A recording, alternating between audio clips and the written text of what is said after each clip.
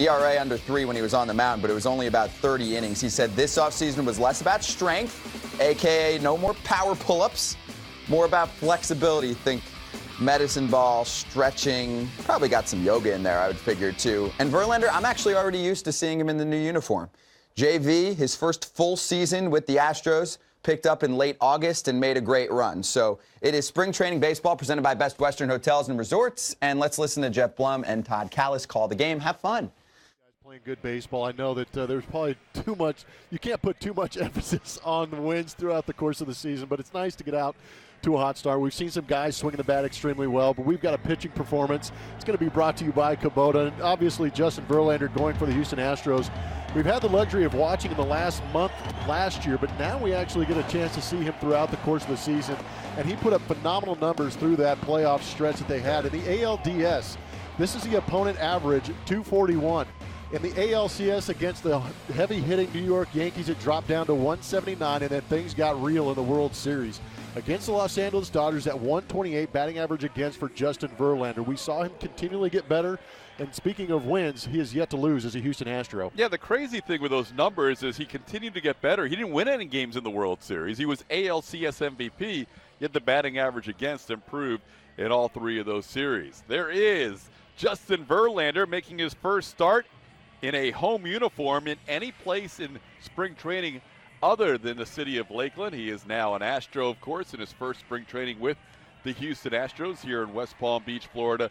Chewed up a lot of innings yet again last year, 206 in the regular season, and it was fun to watch him down the stretch, Blummer. No, it was great, and it'll be great to see him go throughout this season. And we heard Julia talking about him also, hearing how he prepares. He is a little bit different than what we've seen as far as Astro starters are concerned. Yes, Dallas Keuchel goes deep in games. Yes, he's had a couple of 200-inning seasons, but Justin Verlander is a little that old-school mentality where he likes to go deep in ball games. You basically have to rip that ball out of his hand if you can, but he's a guy that's going to work hard, get deep into these ball games, and take a lot of pressure off that bullpen. He threw 36 2/3 postseason innings in addition to that regular season total. That was the most postseason innings he's pitched in his career.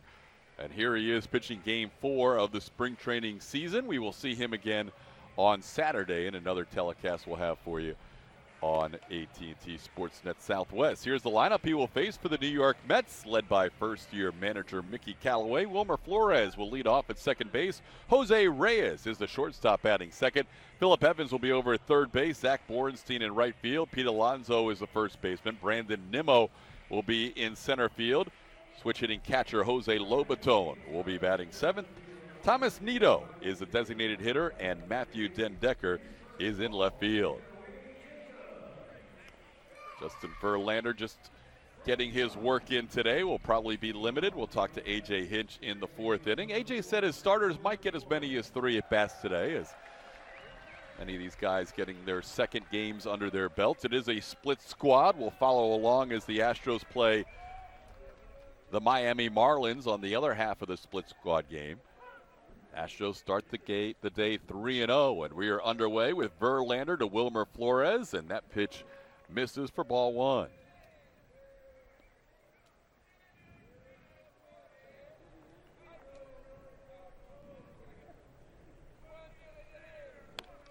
That's coming in with a spring record of 2-1.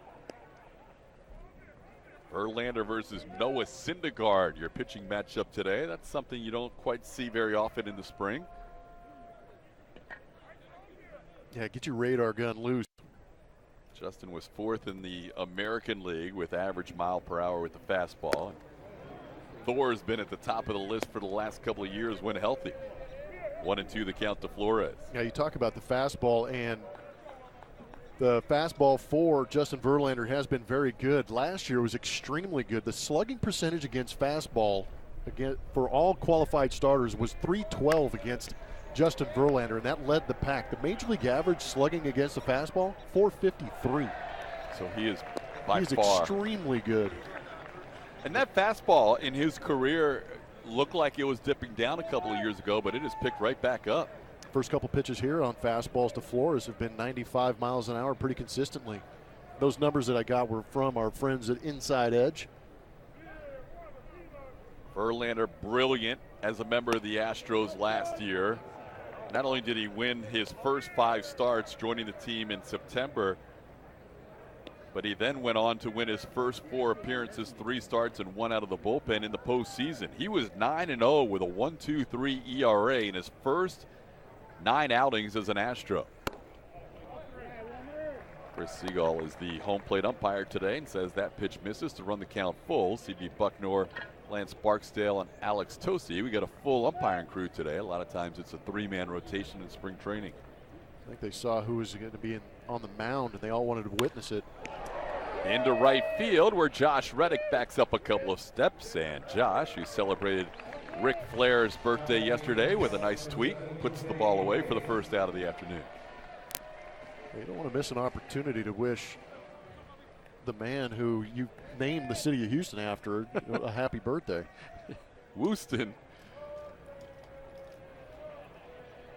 First time for George Springer playing the field in this game. He's out in center field. George was the DH in the game against the Cardinals in Jupiter yesterday.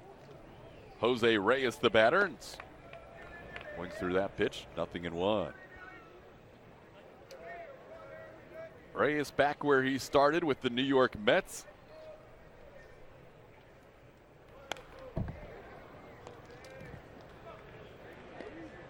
Started with the Mets back in 2003, spent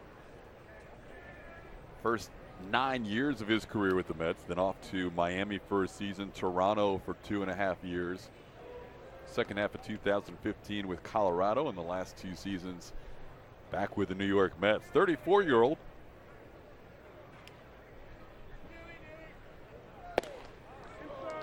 Fastball, a firm 95, just missed the inside corner. Stassi held it for a beat, looking for the call.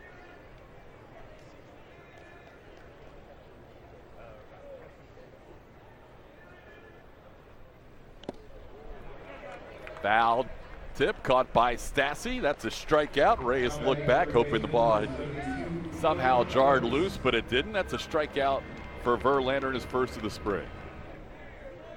Looks in midseason form. That was a little more traditional 12-6 on that break.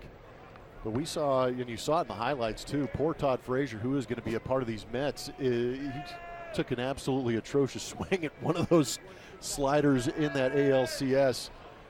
But that is just some kind of nasty coming from Justin Verlander. And I was kind of curious personally, just in watching a guy like Justin Verlander, who's been around for a long time, how he approaches this first spring training start. Is it going to be just fastballs? Is it going to be fastball and maybe another pitch that he's working on, like the changeup possibly? But it looks like he's out there throwing that curveball and that slider, trying to get a feel for it and where he wants to locate it. And we've seen everything in this first inning from Justin. Just turned 35 6 days ago. He and Brian McCann sharing a birthday. Isn't it amazing how 35 has all of a sudden become the old guy in the league? It's amazing that mid-30s now is looked at as maybe tailing off or a little bit older, but the way Justin finished last year, I don't think there's any signs of him stopping. No, it is quite impressive to see that second half of the season, and that's a swing and a miss. 96, amped it up one tick on the radar gun to finish off the first inning by striking out a couple, and here's how the Astros will line things up against Noah Syndergaard. George Springer starting in center field today will lead things off. Josh Reddick is the right fielder. Jose Altuve and Carlos Correa hit 3 and 4. Marwin playing first base. Brian McCann with another shot as the DH. J.D. Davis at third. Max Stassi behind the plate. And Miles Straw is the left fielder. Power right-hander Noah Syndergaard, also known as Thor, only made 7 starts in 2017 for these New York Mets after having a right lat muscle tear. First pitch, 100 miles an hour to George Springer. Woo! Get it ready. See George looking in the dugout going, hey, my eyes, trying to speed that thing up a little bit. It's just not fair, Blummer. I mean, these guys showed up a week ago. They've been here a week. And I know guys work out in the offseason, but when you see 100 miles an hour and it's not even March yet, it's February 26th, that doesn't seem fair. No, I don't know if too many guys have a... Oh, he liked that one at 100 miles an hour, going deep to left field, but getting back there is Matt Den Decker to catch it on the warning track. So Springer timed that one up after 3 straight at 100 miles an hour. Yeah, that was impressive. But what I was going to say is not too many guys in the offseason have that BP thrower that they can go count on and say, hey, I want you to get about maybe 35 feet away and throw it as hard as you can, because that's what it's like to face a 100-mile-an-hour guy. And Noah's excited to try and stay healthy for the full year. You mentioned just 7 starts last year. Late April and a start against the Nationals, tore that right lat muscle. There's Josh Reddick. Reddick starting in right field.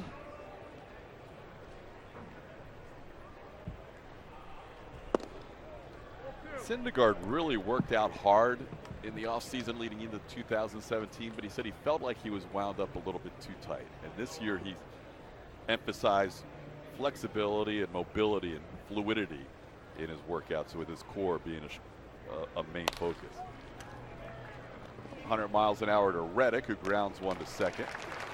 And that being said, no one can look across the diamond and see the guy on the mound in Justin Verlander. And I think, for me, just in watching Justin Verlander, he is very fluid. He repeats his motion effortlessly. But he also impresses me as being one of the more pliable guys. He does look like he has that range of motion and then that elasticity to his physique that allows him to get deep into the season. Here's Jose Altuve, reigning American League MVP. We went through his list of accolades in that first game he played. 2 of the biggest were AP Male Athlete of the Year and Sports Illustrated Sports Person of the Year, along with J.J. Watt. There's a breaking ball. Comes in at 91. Sometimes he gets that slider going into the mid-90s, which also seems unfair on February 26th or any day. It definitely makes this seat that much more comfortable. There's 101, and Altuve fouls it away. And Altuve checks to see if that was a strike.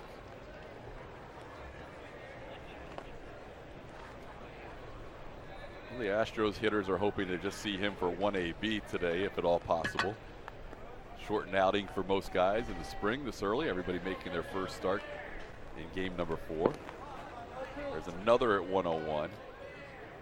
The ball just pops out of his hand. Yeah, it's easy cheese. And as a hitter, you're thinking quick. You're not thinking swing harder because he's throwing harder. You're trying to get that foot down maybe a little bit sooner and just be short and direct to that baseball, because you can allow that velocity if you barrel it up to do most of the work for you. Strike 3 called. 92 miles an hour. Might have been a little bit of a changeup. I wanted to call it a change. Log in with your cable account and you're all set. Available for those with AT&T Sportsnet in their TV subscription. Blackouts and other territorial restrictions apply. Justin Verlander back to work here in the second, working with Max Stassi, who's competing for a spot on the team. So it's good for them to work together a little bit today. 2 other catchers who I got a chance to ask about Justin Verlander and his impact on the season last year, BMAC, and of course Evan Gattis. So Brian McCann saying that this guy is just 3 steps ahead of everyone else when it comes to preparation. And if you want to know how to pitch in the game, watch him, because this is exactly what it takes to pitch this long and be this good this late in your career. And then Evan Gattis, who had a great quote, "Never settle" being the slogan for the Astros this year. He said, that is Justin Verlander. That's exactly what I think of when I think of JV. Never settle. He just does not settle for mediocrity. TK. Yeah, you're right. It's fun to watch. We can't wait to watch him over the course of a year. He's a guy that just chews up 200 inning seasons and spits them out in an age when you really don't see that very often. Well, there's a lot of question marks around that age, but he continues to work hard and get better. And like Julia said, never settle. He does not want to be that average pitcher. Luckily, he doesn't have average stuff. The Astros had no one qualify for innings pitched last year. You qualified by pitching 1 inning for every game your team plays. That's 162. Nobody reached that mark. Mike Fiers threw the most the most innings in an Astros uniform. But Verlander, with another 200 inning season, he has done that 10 of the last 11 years. Yeah, if you get the standard Justin Verlander and you get the standard Dallas Keuchel, you have the potential of having 2 guys go 200 plus innings.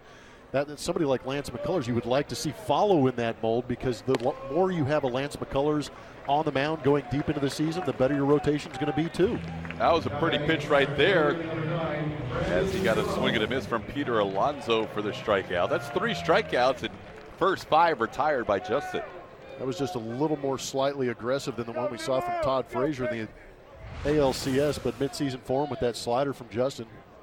The Todd Frazier swing, there are emergency hacks, and then that's the new standard for emergency. That's the pinnacle. Yep, he won. Loving what I'm seeing out of 35 today. That's a changeup that really dived down into the zone. And we saw a couple of the nasty ones late in the season when he came over from Detroit. That's probably a wrinkle that you don't hear too often in scouting reports against Justin Verlander. Usually it's that fastball, curveball, that slider that's come into play, but now the changeup, as if he needed another weapon. Right. But changeups down in the zone like that make that Brent Strom elevated fastball that much more effective. There are a lot of hitters in both dugouts that are very excited when the starter leaves this game. They're going to be very excited. Speaking of changeups, we went back during the commercial break and made sure that last pitch to Altuve from Thor was a changeup, and it was. Yeah. 92 changeup. The changeup at 92, and that's a 9-mile-an-hour difference from his fastball, or at least the peak fastball we saw from Noah Syndergaard at 101 miles an hour. And when you're, as a hitter, you're trying to gear up for 101, 92 looks like about 78. Really. I love that little beating right there, too. I mean, you asked whether Justin would just come out and throw fastballs. Not only is he mixing everything up, he's calling Stassi out on an 0-2 count with 2 outs and nobody on because he wants to work on something. Well, I think it's unique, too, to see him throw those off-speed pitches early in counts, too. Because usually he's a guy that will just come at you aggressively with the fastball, try and get ahead that way, but maybe set up the fastball later in the count by throwing the off-speed early. Justin seems like one of those guys, and we're still getting to know him, that does everything with a purpose. And that purpose is to be ready when the bell rings, to make 33, 34 starts and throw 200-plus innings, and hopefully another 30 or 40 more in the postseason. Check swing is not a swing by Brandon Nimmo as they check to third. That's what we were talking about earlier in the AB, was the changeups down. Got a couple swings and misses, and later in the count you can try that elevated fastball to try and get the chase up high. Verlander struck out Reyes and Evans in the first inning. Struck out Peter Alonso for the second out of this inning, and he's ahead of the count 1-2 on Nimmo.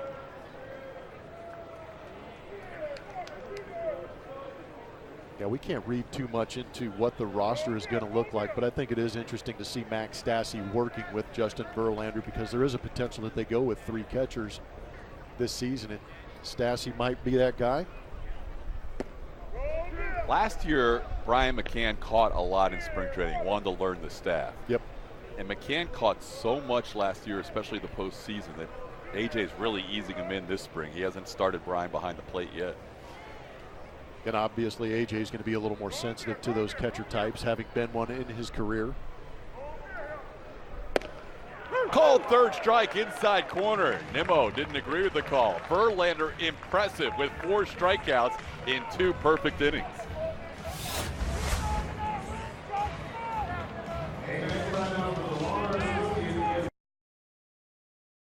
Yeah, he's got them all. Truffle, shuffle. Beautiful day. Beer vendor here at the 15 ballpark of the Palm Beaches. Having a good time. Justin Verlander's day is done. Wow. How about that? 2 innings. Yeah. 4 punches. 20 strikes out of 28 pitches. Mixed everything in. I would say I hope he says something to the effect of he was happy where he located the off-speed pitches, because they looked great. Hey guys, Max Stassi just walked by me a second ago, and I leaned back to ask him real quick what he thought or how was it. So that was him. That's exactly what you would think that you would get on the first day that you're catching Justin Verlander. He said he looks mid-season form. Correa on a breaking ball sends one towards short, but Reyes is there to put it away. Yeah, I think for Stassi, Julie, it was probably cool because he didn't get a chance to really work with Justin too much last year. No, and you get to watch a lot of it, and then I think he was looking forward to working with them. They obviously need to build a relationship as well. McCann does most of the catching, especially for Verlander, but it was good for Stassi to get behind there. He obviously admires him like a lot of the other guys on this team, so good day for Stassi. Justin went up and down the dugout, fist bumps. I was watching him as he went to the very corner of the dugout, and on the far left side, it was Nick Tanielu and Jack Mayfield, and they hadn't really turned around to see him fist bumping everybody, so Justin kind of tapped him on the back, and they turned around, and then they kind of did a double take. Wait, yes, Mr. Verlander. Yeah. I'm sorry, Mr. Verlander. Sorry, we weren't there to fist bump you.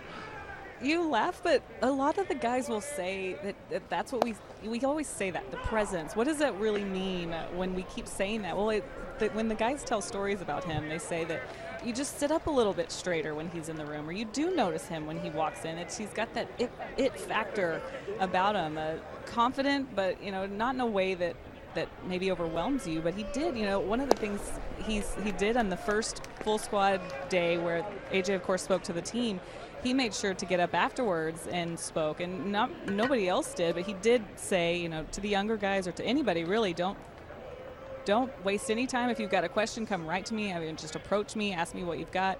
I'm learning from you guys too. So I think it was a good message for everyone to hear. Veterans to the young guys, even the guys that may not be on the team this year, that are the future of this organization. Great guy to learn from. First start ever at the 15 ballpark of the Palm Beaches. And Syndergaard throws Marwin Gonzalez a couple of breaking balls. That last one was actually a changeup at 93. Marwin turns around and says, "This is not fun." Yeah. Watch the release. You're going to see a couple of fingers come off the top of it and just kind of break down. That might have been a little bit of that cut slider at 93. It's hard to tell. I know the Astros are excited to see whoever else wants to pitch, not named Noah Syndergaard today. Well, we were going over the pitchers that they did bring over. There might be somebody that comes out of that bullpen for the Mets that throws harder. Yeah, there's a guy that throws 100 out of their pen. And there was another guy that I saw was averaging 97 on his heater, too, that when he comes in, I'll figure out who it is. They have some live arms, no doubt. Yeah. Not just in their if their rotation stayed healthy last year. I mean, they had a lot of big injuries. It started with Thor. Yes, absolutely, and I think that's a decent comparison because we've heard when the Mets made their run to the World Series, it was based on that starting rotation: DeGrom, Matt Harvey, and Noah Syndergaard, and these guys leading the way. Much like I'm sure A.J. Hinch is looking at his rotation, saying if we are healthy, we are going to be one of the more dominant teams in all of baseball again. There's Mickey Callaway, new manager for the New York Mets, coming over, former pitching coach with Terry Francona and the Cleveland Indians. 3-0 to Brian McCann, and he gets a green light. 96, so I don't even know what 96 is. That was the BP fastball. BP fastball. Yeah, batting practice fastball. Just take a little off.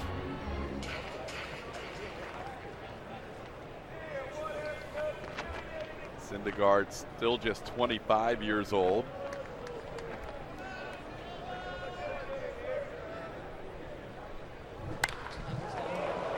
...100 miles an hour, and McCann sends it into center field. Brandon Nimmo is there to put it away. So just like Justin Verlander, still a lot of spring training to go as Justin Verlander's first outing of 2018 is over. His first appearance here at the 15 ballpark of the Palm Beaches. And Plummer, it was quite impressive. It was impressive. It was a lot of fun to watch, and the curiosity to see how this guy comes out and prepares in spring training. It looked like he wanted to pitch like he was in midseason form. The fastball was in the mid-90s consistently, located on the inside and outside portions of the plate. We saw the big, slow 12-6 breaking ball. We saw some good sliders, and we also saw that changeup mixed in there. So he threw all 4 pitches. Now the fans are getting to enjoy the show and the personality of Justin Verlander down that left field line. There you go. JV signing some autographs before he heads into the clubhouse.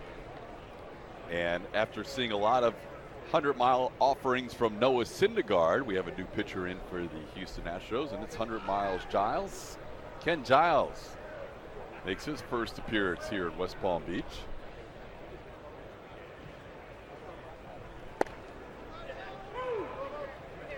Wouldn't expect 100 Miles Giles to be touching 100 in spring training, but right now the first 2 pitches at 95, 96 miles an hour.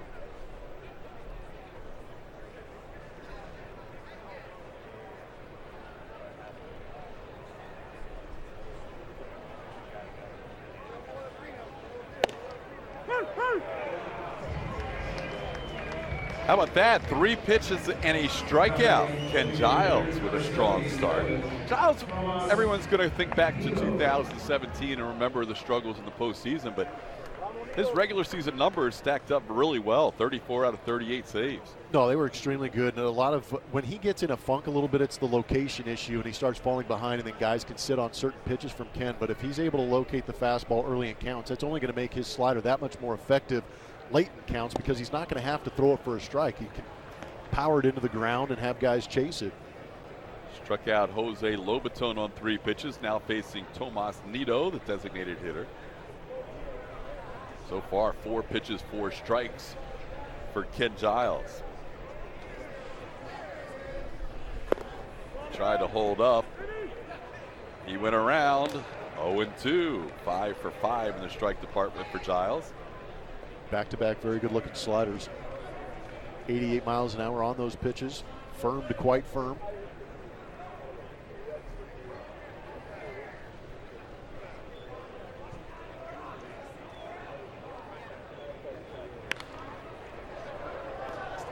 Four straight seasons for Giles with a strikeout rate of better than 11 per 9 and over 40 innings of work.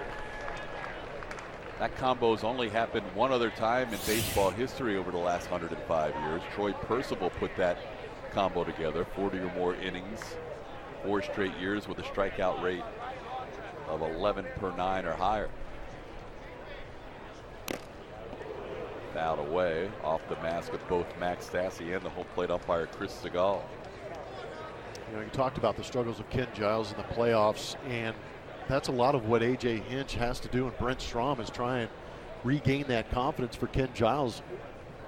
That's what spring is for, the location on the fastball, and remember that he is very good and has good stuff. Well, it was obvious later in the postseason that Giles had been struggling and other guys were going to get the ball to finish out games and get that 27th out. But A.J. made it a point. He knew that it was a little struggle there for Ken Giles, but he made it a point to tell him in the offseason and all the way into the spring, you're still our guy back there. You're the horse that we're going to call on in the 9th inning. On the ground towards third, J.D. Davis on a couple of hops. 2 away.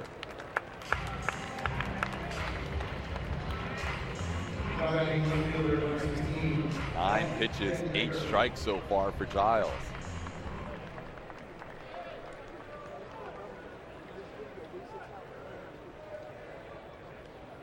See the wind blowing in a little bit from right towards left field. Maybe not as strong as those first couple of games, but that seems to be the prevailing wind here at 15 ballpark of the Palm Beaches. Yeah, believe it or not, that's a mild breeze compared to what we're usually seeing here.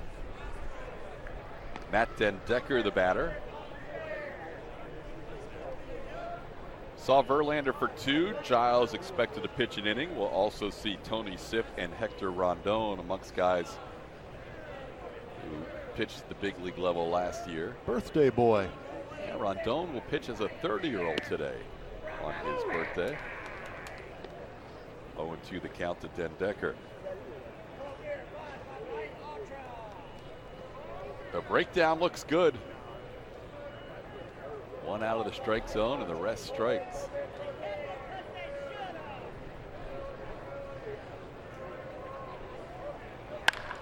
There's a line drive base hit up the middle. First base runner for either team as Matt Den Decker sends an 0-2 pitch into center field for a single.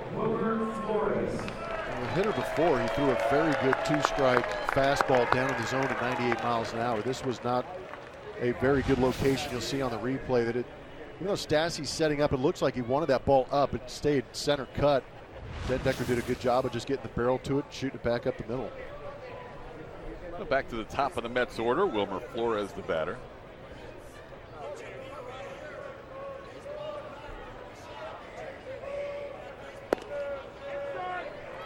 Flores flied out to right his first time up. Mentioned the Astros are playing a split squad game with the other half of the roster playing against the Marlins. And in that game, Yuli Gurriel was in the original lineup. but he ended up being scratched due to discomfort in his left wrist. Astros have Francis Marquez pitching in that game. He gave up a run in the first inning so far. Miami batting, leading 1-0 in that game. Why is he pitching on Monday? Good point. Frankie Tuesday pitches on Tuesdays, man.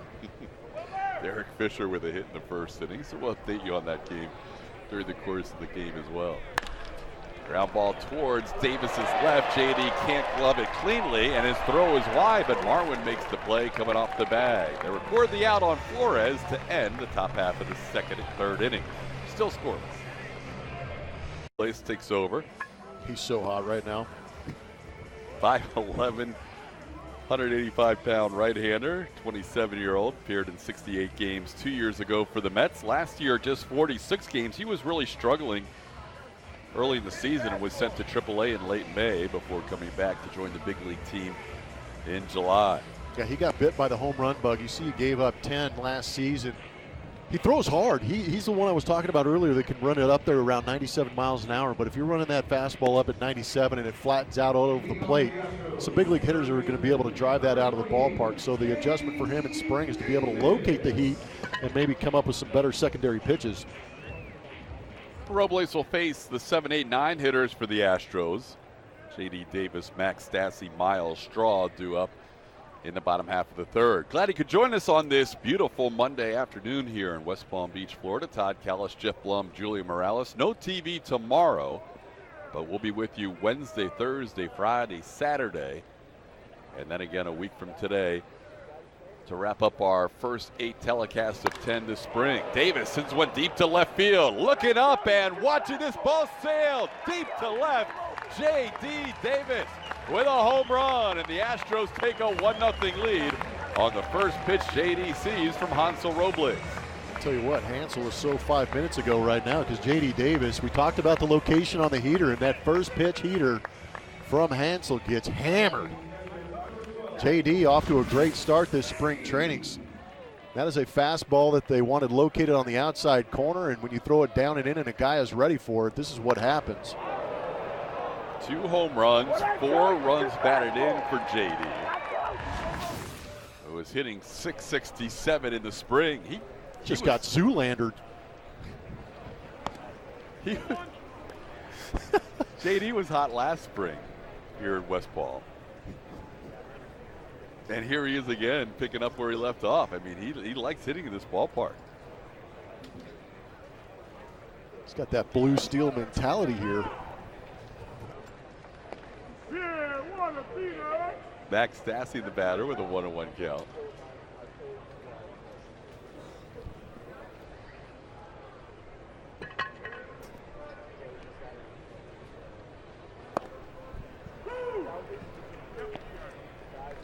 That's over. It's 1-2.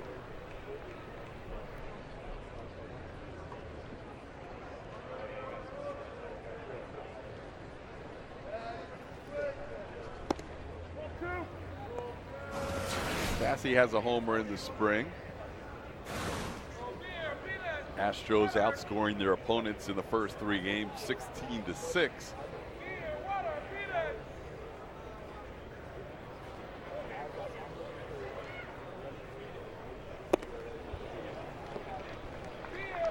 And now Robles comes back after allowing the leadoff home run by J.D. Davis and strikes out Stassi.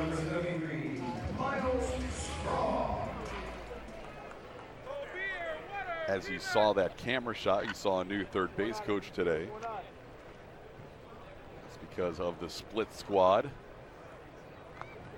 There's Rodney Linares over at third base in the coaching box. Normally it's Gary Pettis over there, but he's on the road game against the Marlins. Miles Straw slicing one down the right field side, and that's a fair ball for a hit. Straw is going to try and get to second, and he will do so easily with a stand-up double. Back to the top of the order we go after the one-out double by Miles Straw. And that means it's time to see George Springer, who had a record-setting World Series. Yeah, he was doing everything right. A lot of concern after that first game with the 4 strikeouts, but A.J. Hinch said after that first game of the World Series, said, I'm sticking with my guy. He is my leadoff hitter. I'm not going to change a thing, and it paid off. Confidence in your player. And George Springer, you and I probably knew that he was going to be fine the rest of the series, but maybe not to that extent. He put up some mad numbers and might have relabeled himself as the new Mr. October. That was impressive numbers that he was putting up there with the 29 total bases. That shattered the old mark. Yeah. It was 25 total bases had been the previous record, so he eclipsed that by 4. Matched the home run mark. It also set the extra base hit mark. Yeah, not only was it that first game against Kershaw, which is tough enough when you look bad against Kershaw, but he struggled in the ALCS leading into the World Series. Yeah. Because of that, some of the national media was wondering whether George was feeling the pressure and should be dropped down. And if you watch the MLB documentary movie on the Astros in the World Series, you will see that George was not pressing at all. Back before Game 2 when he had that breakout game. He's had more stress trying to figure out what song to play in Club Astro than he was in the postseason, I think. Before that Game 2, there's video of him at Dodger Stadium around the cage singing, I believe I can hit. Wasn't that the Jose Altuve? Yeah. He and Tuve have a little thing back and forth. Yeah, the guy that's getting 200-plus hits a year. Right. A year can, I believe I can hit. 1-2 the count. George sent one deep to left field off Syndergaard his first time up. This one's up in the air. Straw was on the move. He'll have to hustle back, and now the ball falls in. So now Straw's going to go back to third, and George has himself a bloop double. So he hit a rocket for an out his first time up and hits a wind-blown pop fly double this time up, and it's thumbs up from Springer. That was an adventure all the way around in the outfield for the Mets with the wind blowing in. This knocks down this pop-up, but you see Miles Straw taking off. He was sliding, as Rodney Linares was saying, you got to get back. They're going to make the play. And on Straw's way back to second base, he pops up in enough time to witness the drop, and he has no other choice but to continue where his momentum has taken him. And then hits the brakes, comes right back. So he ran 3 times as far as George did. Those are like those. It only went 90 feet. Those are like when you run the lines in a basketball, if you're getting ready for basketball. We called them cowboys. Yeah. Yeah. You just ran a set of lines in hoops practice. It's a good call. Here's Josh Reddick. The Mets are going to bring the infield in here with second and third and one out. Reddick grounded out to second his first time up. The thing that really got George going, he had the huge Game 2, was the fact that he went to right center field after the Astros hit back-to-back home runs with Altuve and Correa, and the Dodgers came back to tie the game. That what turned out to be the game-winning home run in extra innings was Springer going to right center field, because he said he was just trying to figure out a way to get Cameron Maben to third base after he stole second. It's such a good mentality. You'll hear guys, when they do struggle, they immediately think about going to that opposite field gap. And what they're trying to do in thinking that is let the ball travel. Don't try and go hit the baseball before it gets to home plate. And a lot of times when you try to go the other way, you have to let the ball travel a little bit longer, get a little bit deeper, and go the other way.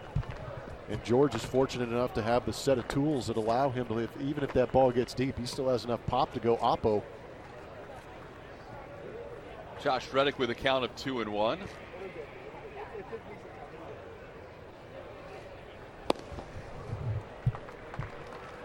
Now it's 2-2. A home run, an opposite field double by Miles Straw, a pop fly double. Straw had to hustle back to second, so he was unable to score. He was happy just to get to third on that ball. And the Astros have second and third with one out and the infield in.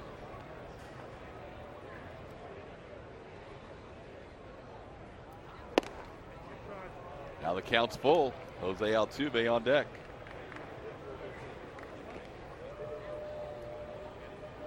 Mets have a whole new staff. We mentioned Mickey Callaway's the new manager. Dave Island is the new pitching coach.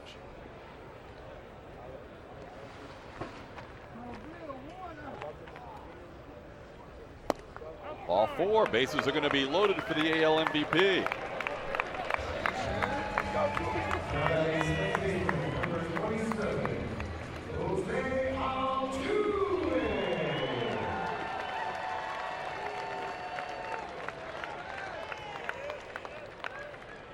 Well, not a bad spot for Altuve.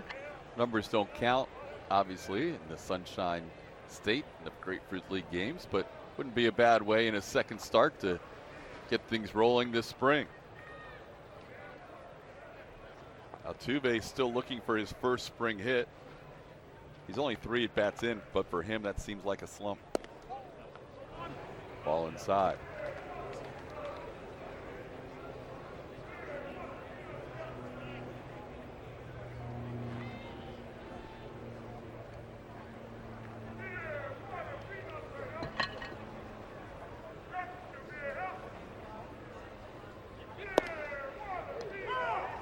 One and one the count. Altuve struck out looking on a 92-mile-an-hour changeup his first time, facing Noah Syndergaard. Miles Straw, the runner on third. George Springer, the runner on second. Josh Reddick at first.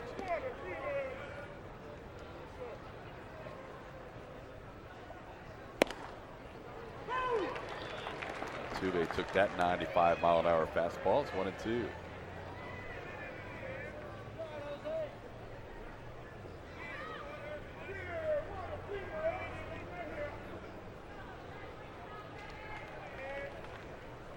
Altuve might be setting him up. Yeah, I was surprised he didn't hack at that last pitch. He did. He took a pretty aggressive swing on a 2-strike fastball.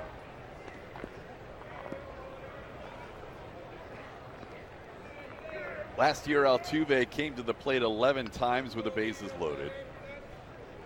Drove in 10 runs in those 11 plate appearances, 4 hits and 2 walks.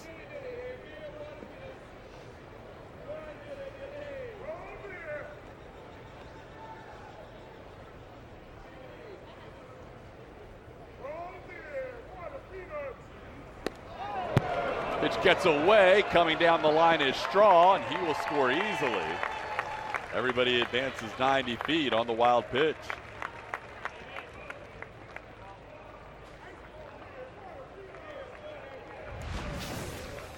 Location escaping Robles throughout this inning. That was a slider that backed up a little bit.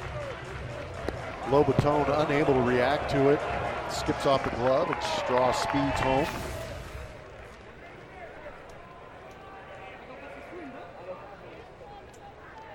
Now the infield comes in on a 2-2 count with runners on second and third.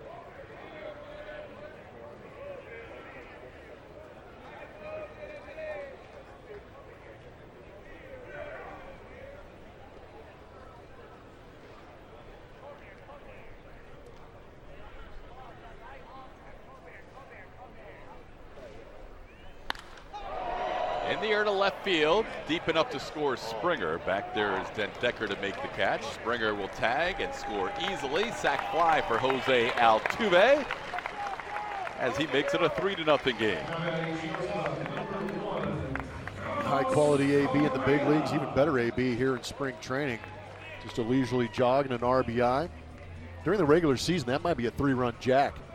That was a hanging slider out over the plate. Now Altuve got just a hair quick on it right here in that spring training AB, but leads to a run nonetheless. Recognition is good. You see he spots it pretty good. Just threw the head at it just a little bit too quick. Got it off the end of the bat. Well, that's a 3 spot against Hansel Robles in this inning, and now Correa bats with Reddick on second and 2 outs. Carlos swings and fouls the first one away. Carlos hit a line drive to shortstop Reyes his first time up.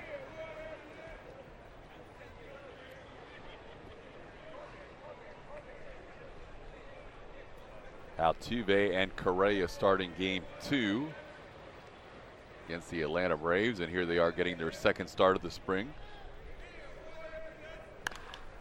On the ground towards the hole, long throw for Reyes, and Correa really hustling down the line. Here comes Reddick. Speaking of hustle, he'll score from second. Josh Reddick never stopped, and the Astros get another run. It's now 4-0. It's good base running, veteran base running. 2 outs and a ground ball to the infield. Put your head down, make the turn, just in case something like this happens. backhanded by Jose Reyes, who usually has a pretty good arm, but you could see out of the left-hand side of the screen that Josh Reddick was not slowing down. He actually made his route through third base by making a turn. Just glad to see nothing happen to Carlos Correa either, with trying to duck out of the way, but there's no turn. He made that kind of a question mark route around the base, making the turn towards home. Great move. Take advantage of mistakes. If they can lead to runs, that's beautiful. And Evans had really vacated the third base area. So Reddick could take a huge turn and know he wouldn't be in any trouble. Got to give a little love to Rodney Linares, too, getting an opportunity at third base. Waving, telling Josh, go for it, take it. They haven't ruled it a hit or an error yet. I'd like to see Carlos get a hit and an RBI out of that. I'm in. Spring training, after all. Yeah. That was a tough play for Reyes. Deep in the hole. Carlos was really busting it down the line. 10 years ago, Jose Reyes plants that right foot and unleashes an absolute laser beam across the diamond. When he first came up, he kind of had a funky short arm action, but the ball jumped out of his hand from deep short. Times have changed. Come here. Marwin Gonzalez, the batter, with a 1-2 count.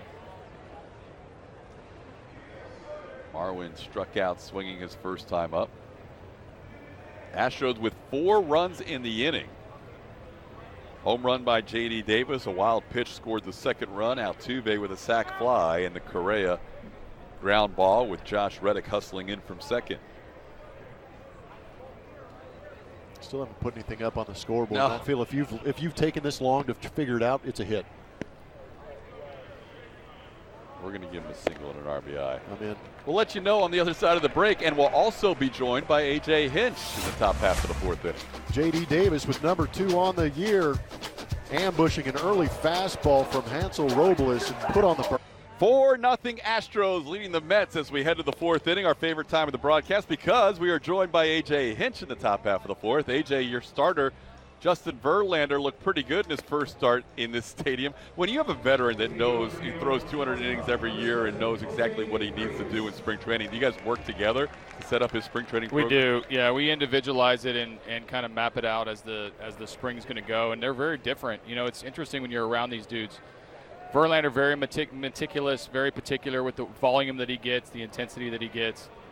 You know, Dallas a little bit differently. He likes the bullpens and the live BPs. You have Lance kind of learning his way. Garrett Cole's brand new. Charlie Morton, McHugh, Peacock. These guys, they have their individual programs, and we try to tailor it to them. But Verlander sort of just from the word go is gonna go 100% and kind of have mid-90s in his back pocket. Well, for those of us who are playing golf and didn't have a chance to watch the newly acquired Garrett Cole, could you give us an idea of how he looked? Because the numbers look good. Yeah, no, I went to the game. I didn't get a chance to go play golf yesterday. So hope you hit the ball well. But, you know, Cole was really good. It was fastball changeup yesterday. He's not throwing his breaking ball yet. So you're never quite sure how it's going to go when you lose a weapon. But pretty good. One batter got on. He was very efficient, very effective. Kind of learning his day-to-day, kind of what's he like during games, what's, you know, on the bench, things like that. But he was definitely working on his changeup through strikes, kind of check mark the box for the first outing. You're one of the rare managers that gets to manage 3 guys who started on opening day the year before. That's kind of unique. Yeah, I only get to start 1 too, so I'm going to be the guy that has to tell 2 of them, hey, you don't mind pitching later in the rotation, but poor me. It is poor. Well, you kind of have a luxury. You have opening day on the road in Texas, and then you actually have a home opener. How does that affect your decision? Have you thought about it? Yeah, a little bit. You know, we're kind of trying to line it up a little bit. I'll probably announce it sometime next week where, you know, obviously I don't think the order matters. We're trying to make sure that every guy knows, like, the opening day is the first day that they pitch. But, you know, I'll take into consideration the home starts when we're going to raise the banner from last season. So I'm sensing probably McCullers or Morton getting that shot if we're all healthy, but we'll see. I mean, obviously I've got to communicate our game plan to these guys here pretty soon so they can get everything lined up and make sure they're ready. But when you're on a team like this, what I've noticed is the transition from when I first got here in 15 to now, guys are pretty on board with hitting anywhere in the lineup, doing anything they can to help or go in the rotation or what roles in the bullpen. It's about winning around here, and I like that vibe that we've had, and the players get it. Hector Rondon is the new pitcher for the Astros in the 4th inning and walks the leadoff hitter Jose Reyes. AJ, as Plummer mentioned, even though we were golfing, we were still following along. and you missed.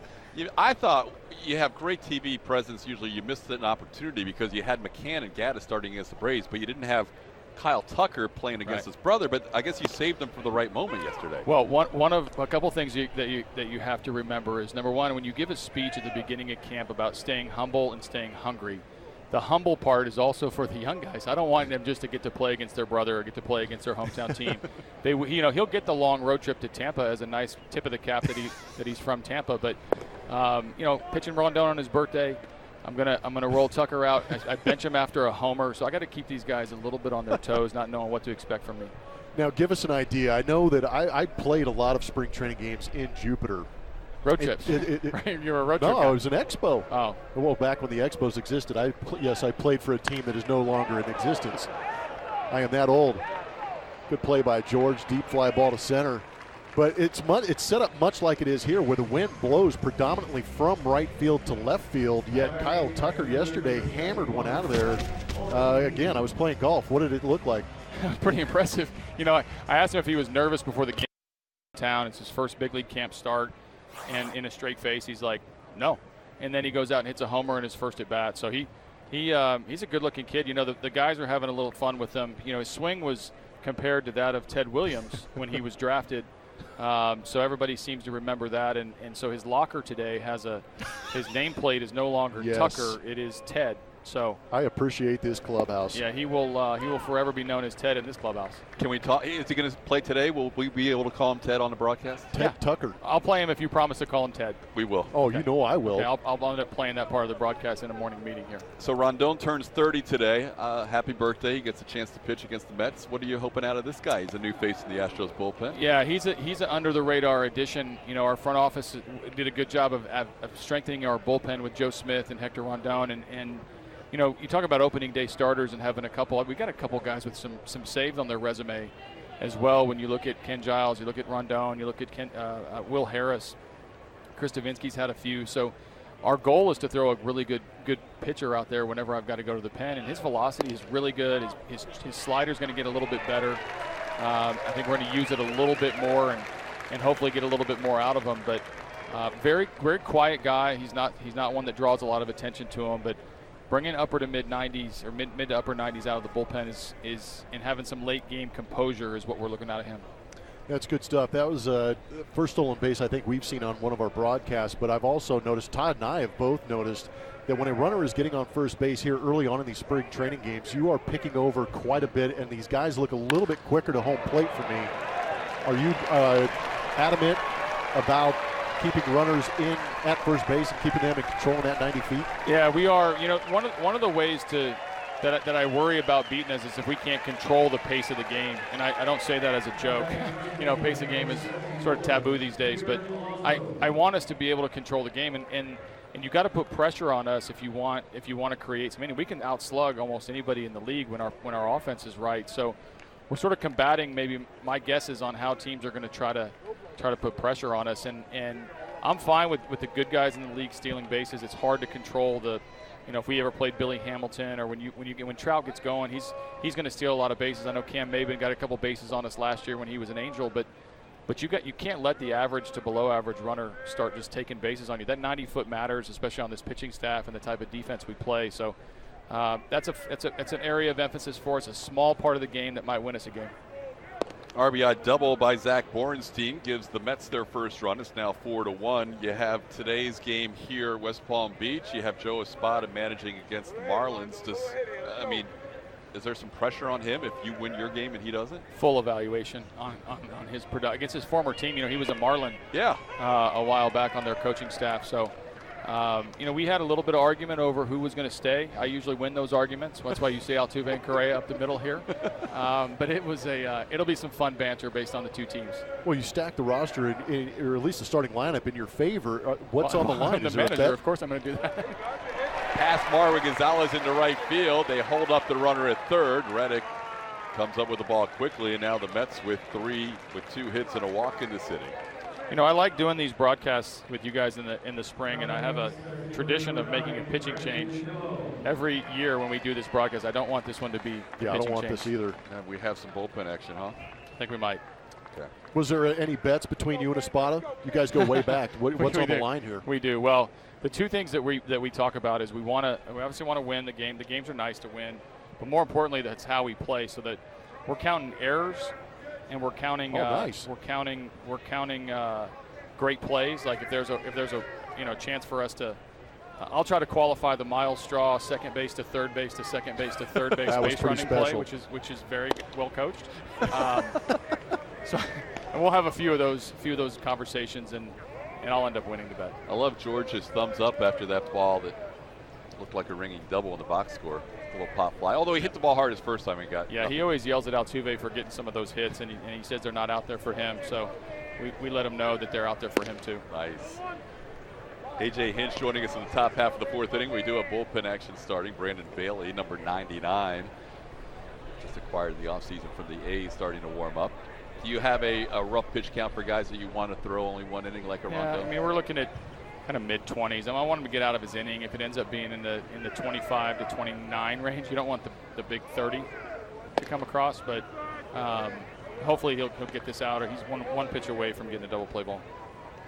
It's always nice. The bullpen use in the, I guess, late in the postseason was interesting, just in the sense that you had so much depth that you moved a couple of starters into that back end of the bullpen. If your rotation is healthy, is there any thought to possibly using a Brad Peacock or a Colin McHugh or some variation of that to get maybe the old school, Goose Gossage 3-inning save? Maybe. I mean, whatever it takes to win a game. I think more than anything, it's that concept that I was talking about. Jeff done a good job of getting a number of arms in the bullpen to where we really don't have a weak link, so to speak. We have good arms to bring in all the time, and if we end up sliding McHugh or Peacock into the bullpen, that makes it even more interesting. So we'll see how it plays out. But if we can keep Davinsky from going 3 days in a row for a couple months until we get into the middle of the season, or if you don't have to wear out Ken Giles when you have certain guys that can close games, that it's a pretty good bullpen, pretty deep bullpen, to where I won't have to kind of ride one guy or two guys, because we should have a number of guys having success. Brandon Nimmo with a full count. Runners on the corners and one out. That ball's ripped into right field. That'll score a run. Reddick on the move to try and cut it off, and does. It'll be second and third Mets. And now a 4-2 game. Pretty close play at second as Reddick did a good job hustling over. Speaking of hustle with Reddick, the ground ball by Correa. Hustle on both ends. Correa getting up the line, and then Reddick scoring from second. Yeah, it's good. It's good. And our guys, I told them before the season, or before the spring started, and when I first told them some of the things that we're going to work on, we don't have to worry about style of play, and that's a blessing for a manager, to be able to just show up to the ballpark knowing Reddick, Altuve, Springer, Correa, Bregman. These guys are all really hard play. They play hard. They play with energy. There's a life to them. I think it's why when we got on the national scene last year, through the postseason into the World Series, there was an affection with this team that made sense with a lot of. They could relate to the joy that these guys play with. And if I don't have to stand up in front of the room and say, "Hey boys, we run the ball out. Hey boys, we complete the play. Hey boys, we've got to keep our energy level up," we can get into the real baseball and real things that are going to impact winning, and not some of the mundane parts of the season that drag, because simply put, our guys play hard. Was that Strami's first visit of the spring? I think so. I don't know if that counts as 2. I don't know if that counts as 3. I don't know if Stassi's counted earlier. So That was pretty funny, AJ. oh, having a good day. Well, we'll see how this half It was goes better first. before this half inning. But say until we went and ruined everything. But it gives us a chance to ask every question that we've had for you. That's right. Can I go ahead and read into things that you had Max Stassi catch Verlander, just so he can, adjust to catching Verlander You're going to possibly do it later? no matter what I say anyway. So it helps. I mean, we want guys to spread around a little bit and see if they're the ones that he's in a competition with Fedorovich. We want to carry 3 catchers. That I've been pretty firm about. If one or two of them outperform these guys, but I want to mix and match a little bit. You said Justin Verlander always seems to have a plan. I love the fact that 0-2, 2 outs in his last inning, he calls Stassi out to the mound. Yep, check mark that visit. That's 1. He's going to hate that rule. I think that knowing Justin, he loves the communication in game. And Yeah. that to me will will dictate, how this goes over as the competition goes. Because there's some games where you need a lot of attention. There's some games where nobody visits, and that's what makes it hard to police it. Well, baseball players are so routine-oriented as it is that trying to go out and visit all the time or remember who visited when is going to be really tough. Ooh, called third strike. AJ, did you have a chance to check with Strami? I did. I just asked Strami if we wanted it to be his last hitter. Then he punched the guy, and so we're gonna let him get this guy get out of the inning. But my pitching change ritual with you is going to happen if we don't get this guy out. Well, let's get him I out. love the fact that you could do the interview with us and still communicate with Strami. That's multi-talent. Well, Strami's not going to let the headset deter him from having to say what he has to say to AJ. No, he's going to blame this whole inning on the fact that I was on the broadcast with you guys. There you go. In the left field, pretty well hit all the way back to the wall. That's going to one hop off the wall. We may lose AJ here for a moment as Tomas Nido into second base. I'll be back. Okay. AJ's going to go out and make a pitching change. Hector Rondon does not have a great 30th birthday as he allows 4 runs in 2/3 of an inning. We'll have more top half of the fourth and more. TK. All right, Julia, thank you very much. I guess AJ's had enough of us because he's done with us. He's not back on that set.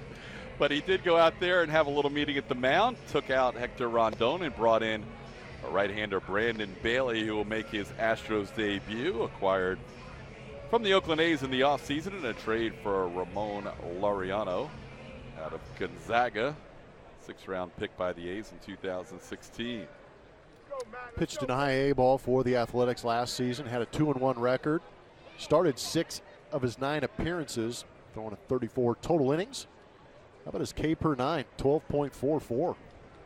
That is a very impressive strikeout ratio. Fastball, curveball, changeup and slider for the right-hander who's 5'10", 175 pounds, and he gets a swing and a miss out of Matthew Dendecker. 4-4 game, 4 runs as Hector Rondon faces 7 batters on his 30th birthday. Ends up going 2/3 of an inning. So far he's responsible for 4 runs, also has the runner on second base on his ledger. On the ground, glove by Marwin. He'll take it himself, and that'll do it. But the Mets score 4 in the 4th to tie the game up against Hector Robles. The Mets came right back with a 4 spot in the top of the 4th against Hector Rondon. Jamie Callahan on the mound for the New York Mets. Fastball, slider, the occasional changeup, averaging close to 96 miles an hour on his fastball. Hansel Robles giving up the 4 runs. How can you forget about Hansel? I know, you were. You probably wanted to. I did. Maybe it was subliminal. Not a good day for the HRs out of the bullpen for either side, as Brian McCann will lead things off against Jamie Callahan. And it's a 1-1 count. McCann flied out to center against Noah Syndergaard his first time up. Callahan 6'2", 230-pounder, getting his chance to face McCann, and then J.D. Davis and Max Stassi, first 3 due up for the Astros. It would be nice if B-Mac would hit a home run in the spring so you could work on your... Oh, man, yeah, get that call loose.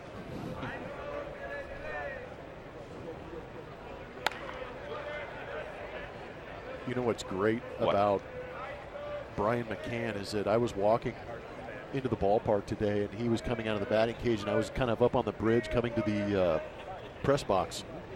And out of my, the side of my ear, I hear this, McCann ball. And I look down, it's Brian McCann. Are you serious? It was awesome. That's so well played. Love it. B-Mac with the grounder on the left side, and no McCann ball on that AB as he grounds out to the third baseman, who was playing the shortstop spot in the shift. Phil Evans making a play for out number 1. Here's J.D. Davis. No, I love me some Brian McCann.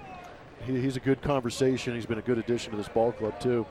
He's one of the guys that may be one of the more underrated pieces of that World Championship puzzle. Yes. Because of the work he does behind the scenes with the pitchers that people don't see. Absolutely.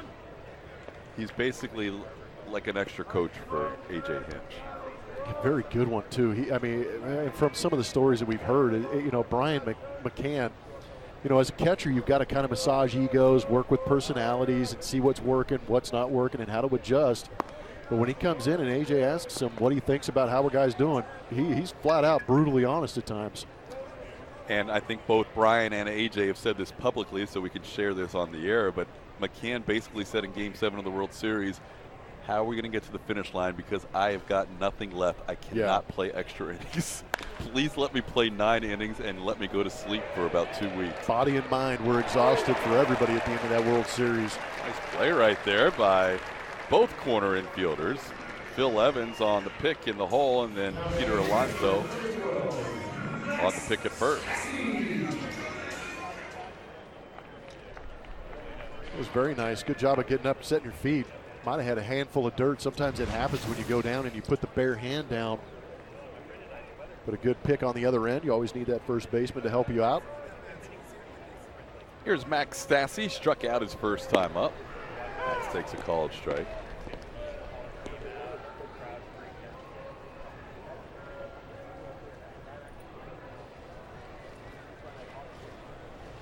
Stassi has been up with the Astros for parts of the last 5 seasons. Never getting a whole lot of at-bats in either of those years. Last year was the most ABs in his career, had 14 games played. Ball sent high and deep into left center field. Stassi trying to untie the game, and he does. Max Stassi onto the walkway area almost, deep above the berm. Stassi's second home run of the spring, and the Astros regain the lead. It's now 5-4. A pretty healthy drive. Too bad Chiquita Banana Man ain't out there to try and tackle that thing, because this ball was blasted. Like a hanging fastball up out over the zone, and full extension for Max Stassi driving through that one. Trying to replant a palm tree out there. My goodness. That ball kept carrying, fooled the guy with the glove out there. But if you're wondering what we're talking about with Chiquita Banana Man, we had a guy plant himself last year going back for a home run, and would later be the subject of a great interview with Julian Morales. That was truly one of the highlights of spring. I think it was my favorite moment. It was. I think the kid was from Michigan. Yeah, he was like on spring break or something like that. Yeah. Good interview too. Hey, he basically, that's where he landed. I think you called him a lawn dart. He was a human lawn dart that day. Wasn't that one of our first games of the I spring think too? so. That's how we came out of the gate. It was so well played the whole way around. He was cool. He ran with it too. It was a great attempt. Like, didn't he throw his hat off to try? Yeah.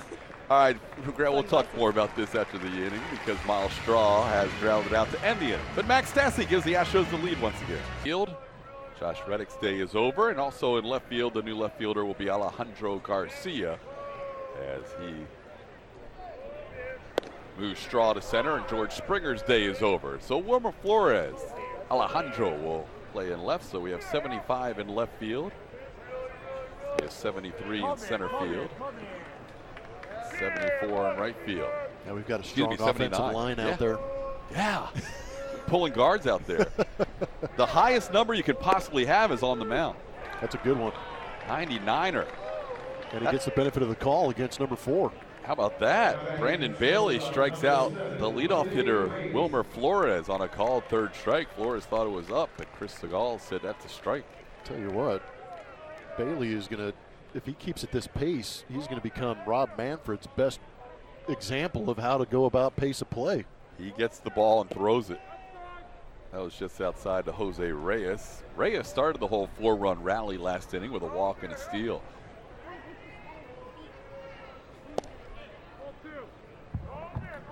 A.J. Hinch asking Brandon Bailey to go an inning and a third as he had to take over for Hector Rondon, who started to reach the upper 20s in his pitch count, and A.J. and Brent Strom thought that would be enough, and it was. There's a strike. It's 2-1.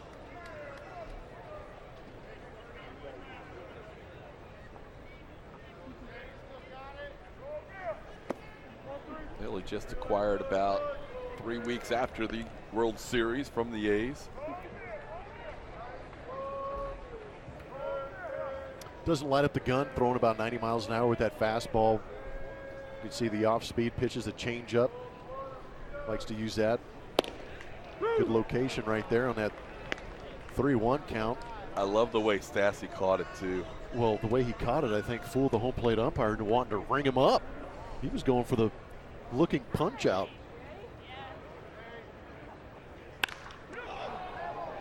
Hit hard but foul. Ruben Amaro Jr. in the first base coaching box.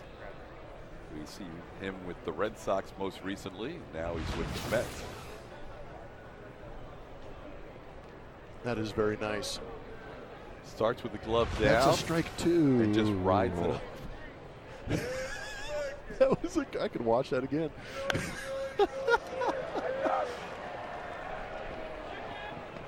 Is it bad that we showed the replay of that last pitch and you were watching the pitch framing and I was too busy looking at the Enrique umpire? Palazzo? Yeah. 1-0 TK. Spring training for everybody. The whole infield's still playing in this game, so we'll see another AB possibly for Correa, Altuve.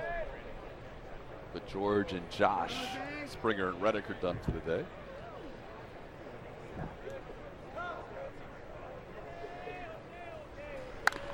On the ground, slowly hit. Altuve comes in. And there's 2 away.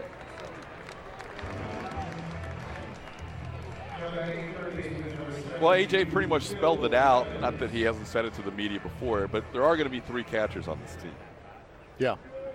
So that's pretty much out there. And if you're going to have a 3-man bench, and Gaddis is going to be primarily your DH, that means there's a spot for a Max Stassi to make the team this year. That's something he has never had an opportunity to have. Last year, 14 games, the most he's ever played in a season at the big league level, yet he's played a week here, a week there for the last 5 years.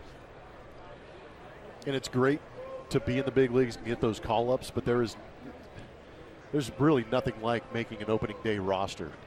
That is truly special. Over 5 years, he's played in 44 games with the Astros. 0-1 pitch is popped high in the air. Miles Straw comes in. And a 1-2-3 inning. Brandon Bailey in his first outing as an Astro retires all 4 he faces. Into the game, we would call him Teddy, so here's our chance. Well, Nori Aoki's gone, so I've got to have a new Ted, and this might be him. Teddy ball game was the nameplate the guys put on Kyle Tucker's locker today after his 3-run home run into the wind in Jupiter yesterday. This is the #1 prospect in the Astros organization. He's just 21 years old. Just turned 21 a couple of months, or last month. Jamie Callahan watches Tucker foul one away.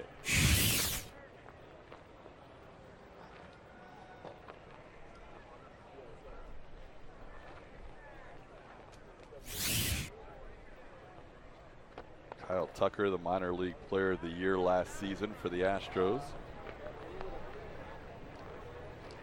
Goes up there, sans batting gloves. Good TV tape, though. Jamie Callahan still pitching for the Mets.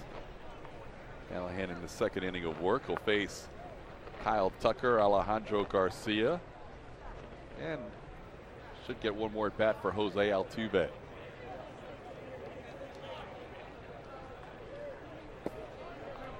Tucker last year in his age 20 season started the year at Bowie's Creek.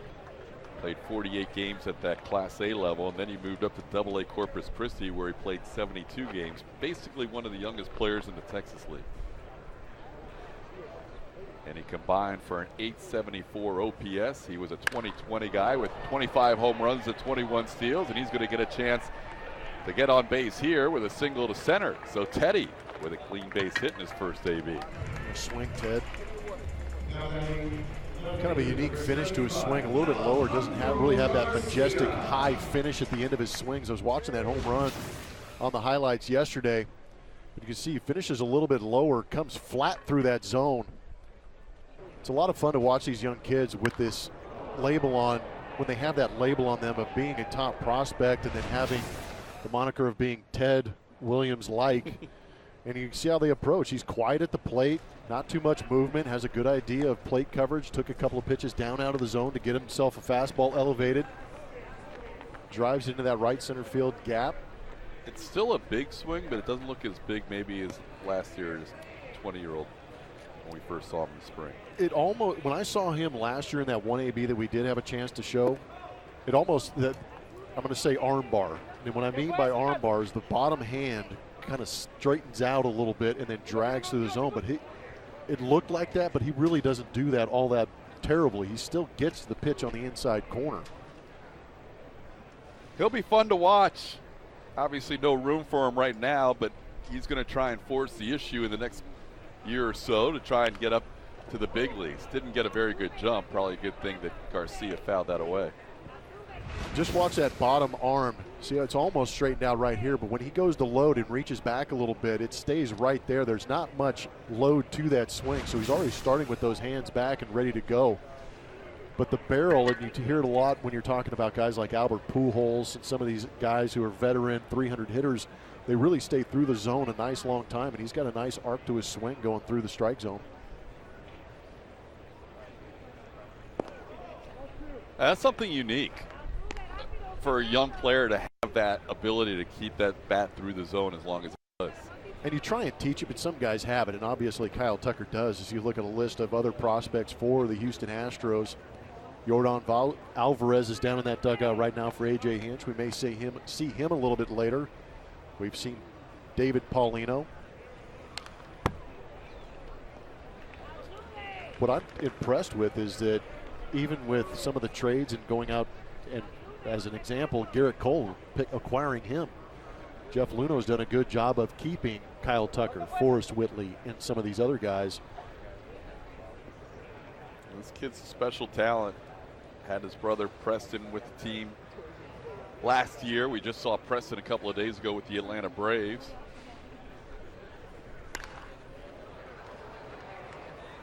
Both the Tuckers went to Plant High School in Tampa. So Kyle will play in that game against the Yankees later on this spring.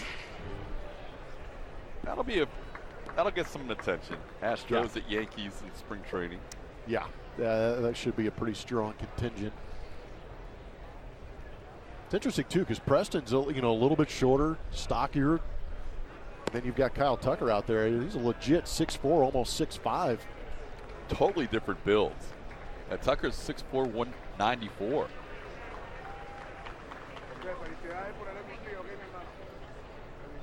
Three-two pitch, nobody out. We know Tucker can run. We mentioned last year 21 steals. See if AJ lets him loose here.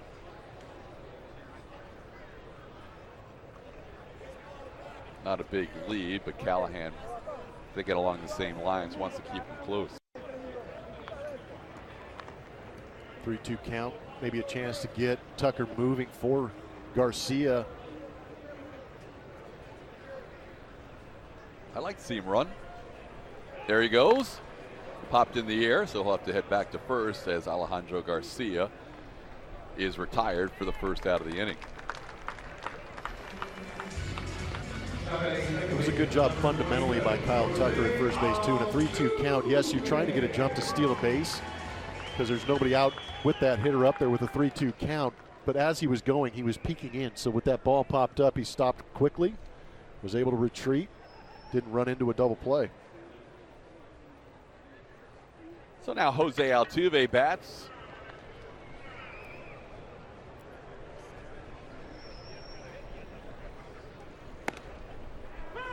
See that fundamentally sound base running. And he's running. That was a good first step, but he ran with his head up because in a 3-2 count, he's got to watch and see what the hitter does just in case a situation like that arises where that ball's popped up. If he has his head down and he's not paying attention, run into a double play, then you got to answer to your manager when you get back in the dugout. Towards the middle, could be two. The new shortstop to Pierre Cicchini, and they turn the double play on Jose Altuve. We're through five. Astros maintaining a 5-4 lead. Gal, Todd Callis. Hey, Julia, we talked about our off day. I understand your off day involved golf as well. I made it out to the Honda Classic for the final round. Was that your first golfing event? It was, so I've never done that before, and I didn't realize it was going to be so much fun. No one had told me this. Thanks, guys. It is a fan-friendly sport to go out and watch. Yeah, we got to make a tradition out of this. I like it. So you think this whole time your husband was playing a sport that's not fun? Well, playing it is one thing. No, well, you know, going I'd heard, and you guys too had heard the crowds were crazy. We couldn't even get from, one stoplight to the next without waiting 30 minutes on PGA Boulevard. I mean, it's crazy around here during the Honda Classic, so I thought that might be troublesome. However, getting there was fine. We followed Tiger Woods around for a bit. That was a sight to see. So good times. Yeah, very cool. Very cool if you got out there to attend the Honda Classic. We have a new pitcher for the Astros, left-hander Tony Sipp, facing the lefty Zach Borenstein. AJ looks for these spots for his lefties because Borenstein's leading off and hits a soft broken bat line drive towards Correa. But Brandon Nimmo hits third. He's a lefty, so he knows Sipp's going to face at least 2 out of 3 lefties here. And that's what his role would be, as we have seen in the past. Yes. And I would imagine this is a big spring for Tony Sipp. It was a rough year last year.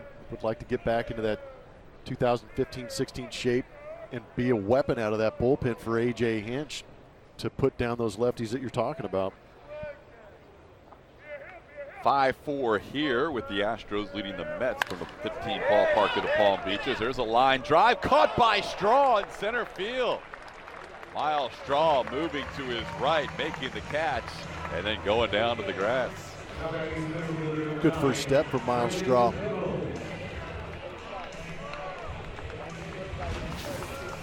Straightaway center, there you see him at contact. Does a good job of recognizing, opening up with that right foot to get himself in a good position to chase that down. Ball might have knuckled on him a little bit too. It was hit so hard. That ball was squared up. Stirring it up out there. Ooh. 2 outs, nobody on. Lefty on lefty now, Brando Nimmo. That play didn't suck. Sorry. You started it with the straw.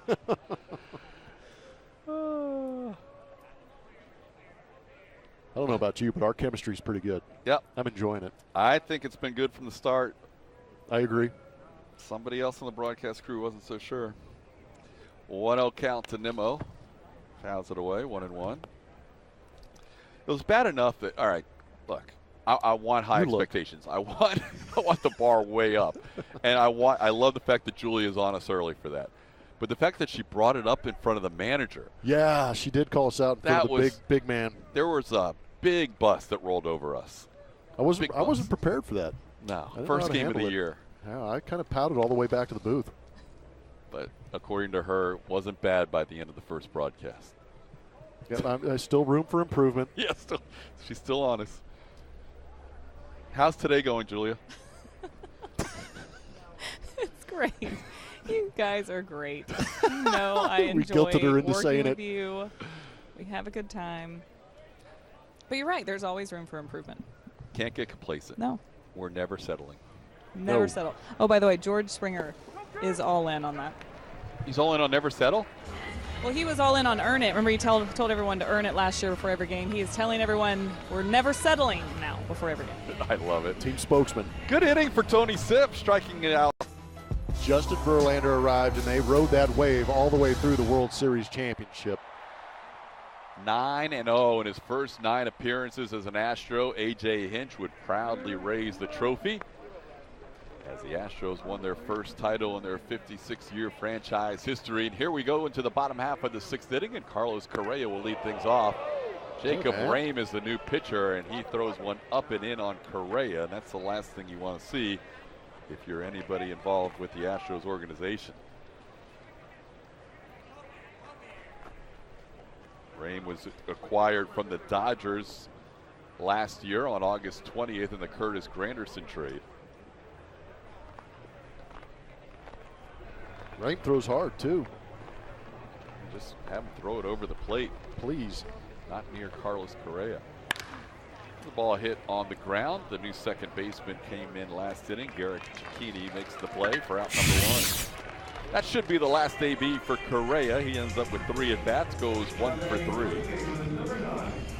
And ended up with an RBI thanks to the hustle of Josh Reddick. Here's Marwin Gonzalez. Marwin really good in his first game. A hit right-handed, a hit left-handed in that game against the Atlanta Braves, but today 0 for 2 with a couple of strikeouts.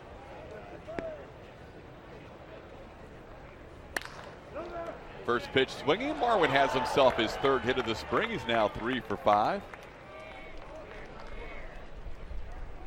And Marwin's day will be over as he'll be taken out for a pinch runner. None other than Super Jack Mayfield coming out to run for him.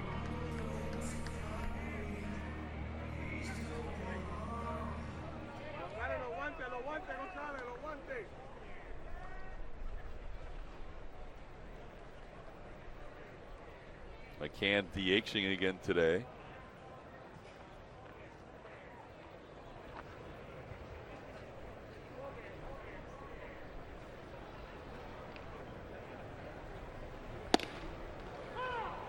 Ryan takes a called strike.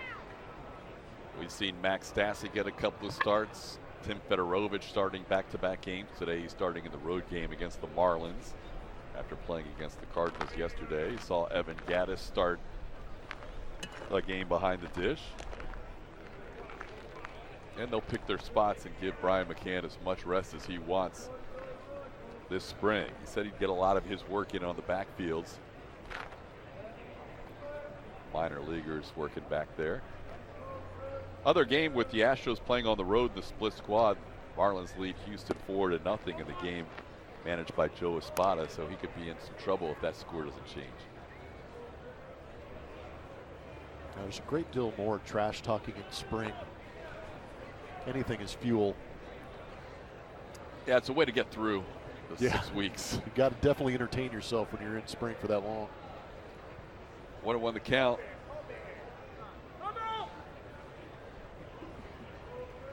Brian McCann calls time as a video was playing on the scoreboard.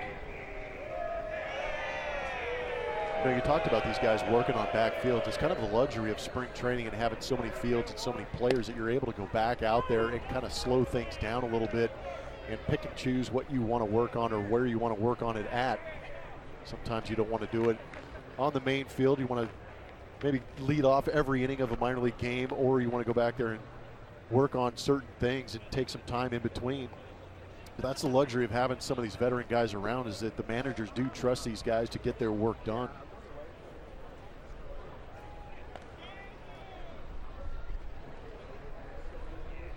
Two and two the count to McCann.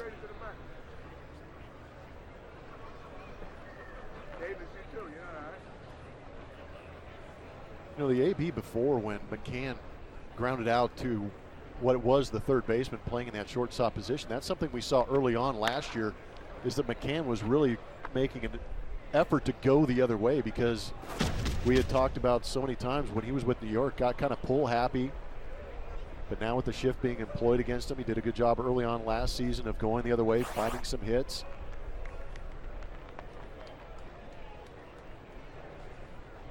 But it also goes back to that mentality of letting that ball travel a little bit longer. And you can do that in spring training because the numbers aren't going to count against your average.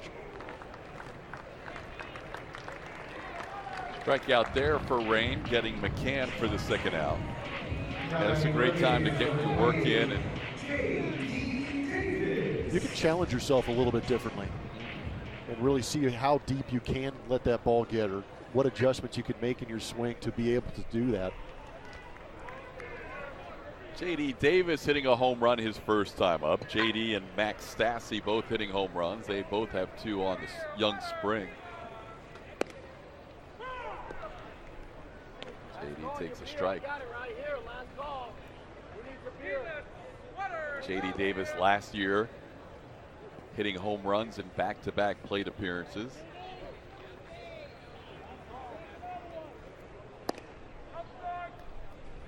One and one the count.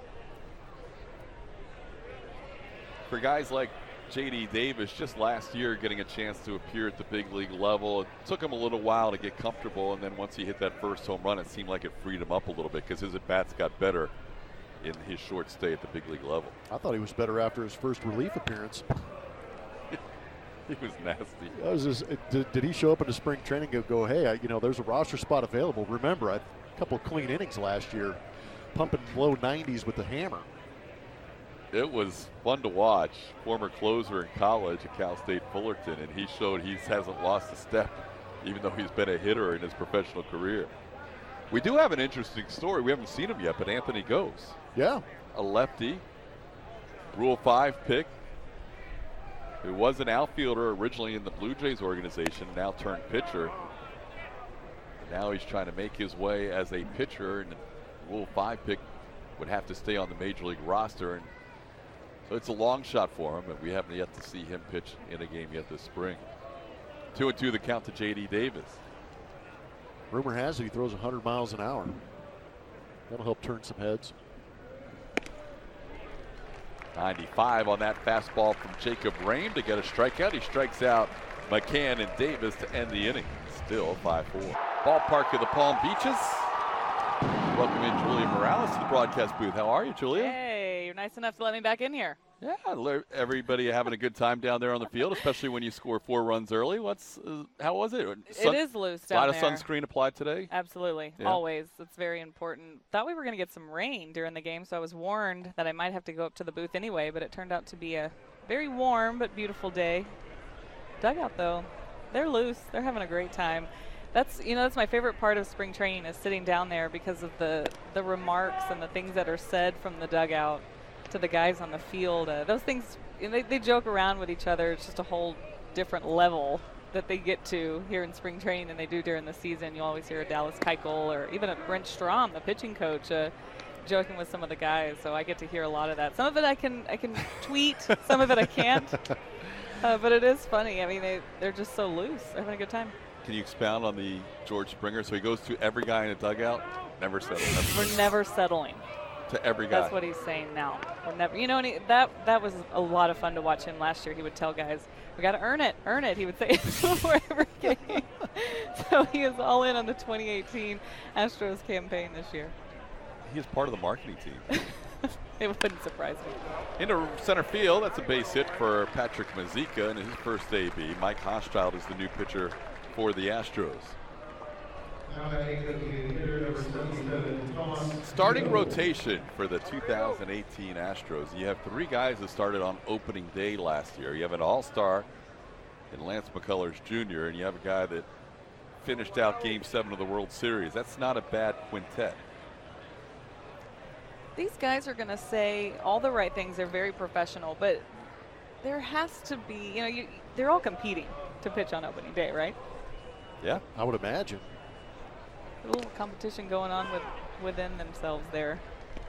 Well, I would imagine if you're on a ball club as long as Dallas Keuchel and you've won a Cy Young, for me personally, maybe the front runner to be that opening day starter, so to speak, because he is the longest tenured Astro starting pitcher in that picture that we just saw.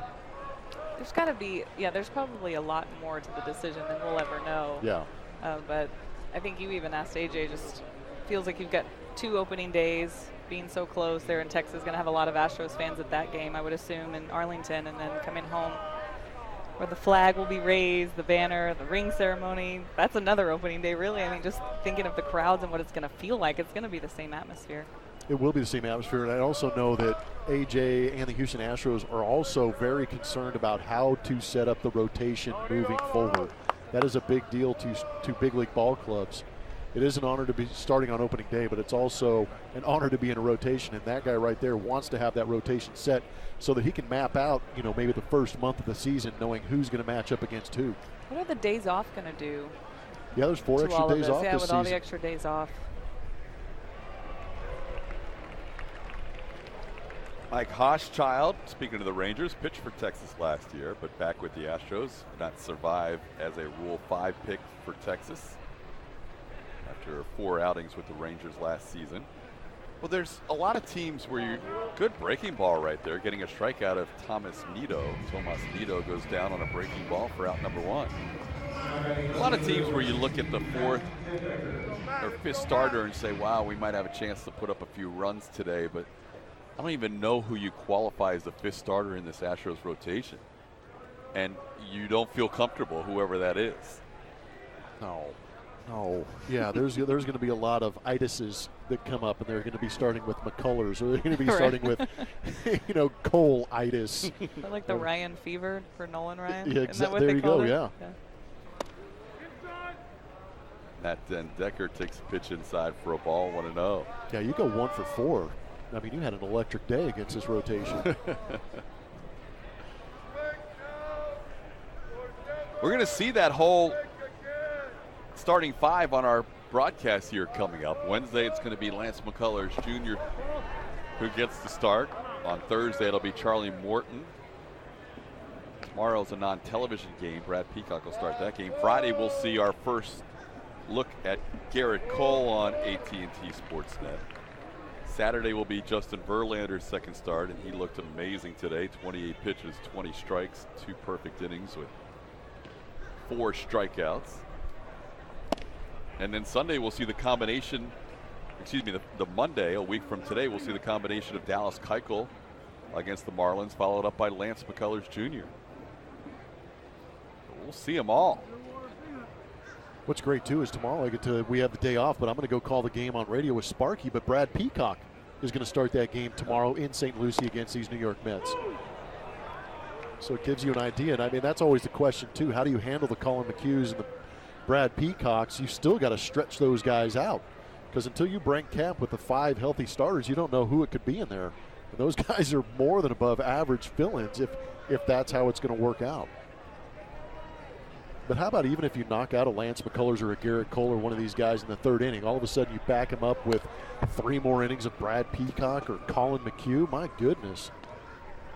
I don't know if you can find a team that has the 7 starters to choose from that this Astros team does. It's remarkable. Peacock was so good at going back and forth, 21 starts, 19 bullpen appearances.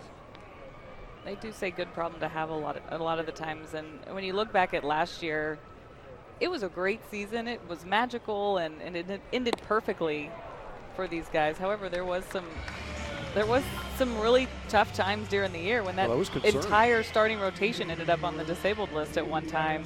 Of course, Colin McHugh started there, but for them to go down so quickly, had to find ways to win and it gave guys opportunities. You know, they had some guys who were called up very quickly, maybe unexpected for Francis Martes, who all of a sudden found himself in the big leagues on a really good team and expected to go out there and pitch well because this team wanted to continue to rack up the wins in the fashion that they had been doing all year. So a lot of pressure on him.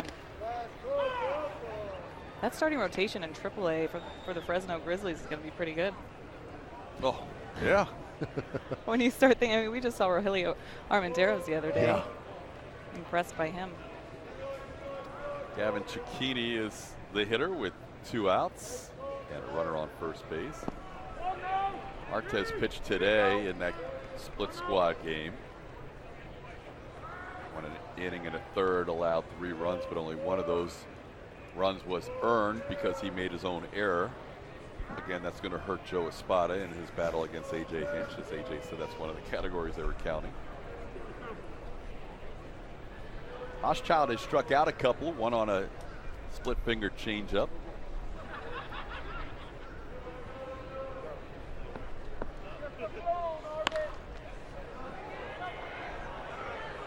I don't know if y'all had a chance to catch up with Joe Espada, but I haven't, because he's always on the field with Jose Altuve and Carlos Correa. They get here early and they get to work, which you would think he'd want to do, start making some, building some relationship with some of these guys. But it looks like he's hit it off with those guys and has a pretty good routine with them already. It's a pretty veteran move.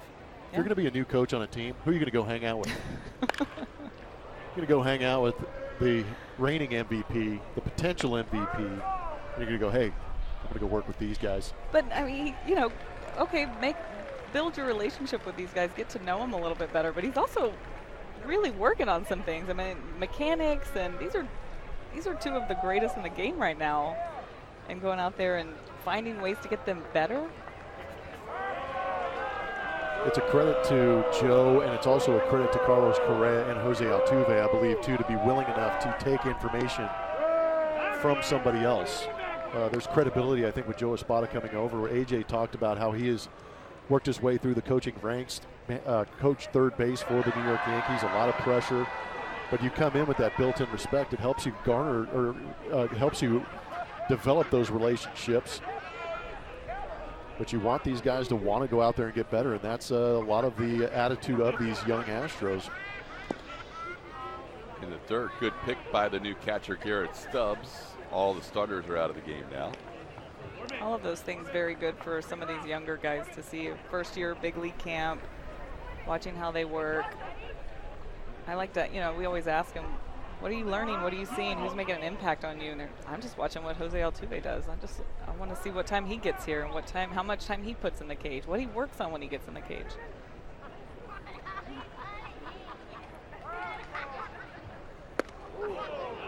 Pitches up and in is 3-2. Altuve today with 3 plate appearances. Had a sac fly to drive in the 3rd run of the game. Also struck out and grounded into a double play. Nick Tanielo is playing at second base now. Miguel Angel Sierra is the new shortstop, taking over for Carlos Correa.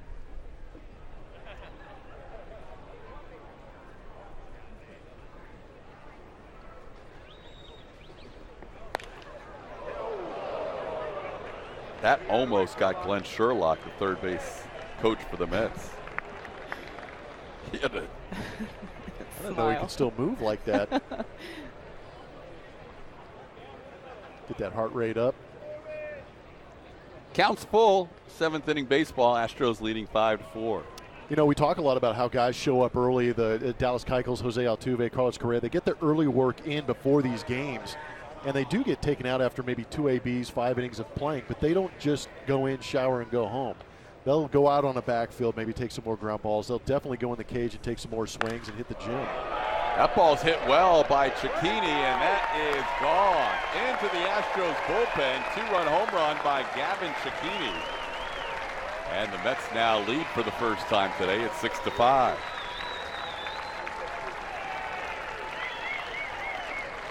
Way to go, Gavin! Way to go, kid! Now that we got you in the booth, Julia, we can let you evaluate the replay. I thought you were going to say you were going to kick me out because the Mets scored. Because they gave up runs and you're in the booth. Hanging breaking ball from Hostrile, trying to mix it up in that 3-2 count. Just left it elevated. Pitch didn't move much, unfortunately. Until after contact. Until then it moved. I thought for sure you were kicking me out. I thought you were going to say thanks, but see, that's where the chemistry has gone wrong. You gotta go. If you knew us well enough, you knew we wouldn't kick you out of the booth. Do you regret saying that? I do a little bit. I'm never going to hit we haven't talked about it much. Slightly. 1-1 the count to Luis Guillorme. On the ground, nice spear by Hostchild on the comebacker, and that'll do it for the 7th. But top half of the 7th, the Mets score 2 to take a 6-5 lead. It is time for us to kick back and send it to Kevin Eschenfelder and Mike Stanton in our Rooms to Go lounge as we head to the bottom half of the 7th. I think they had high hopes for one particular Met. Thor? No. Oh. Come on. The sprained ankle? Yeah. What happened? That guy who battled through the SEC for all those years and fought through injury to win, and Tim a Tebow. Heisman. Yeah, that guy. He's getting raving reviews from the GM and manager. Oh man, Sandy Alderson quoted on record saying he will make it to the show. Wow. Yeah, As long as he avoids spring training sprinklers. Base hit, Garrett Stubbs. First pitch he sees from the new pitcher for the New York Mets. He's a leadoff base runner.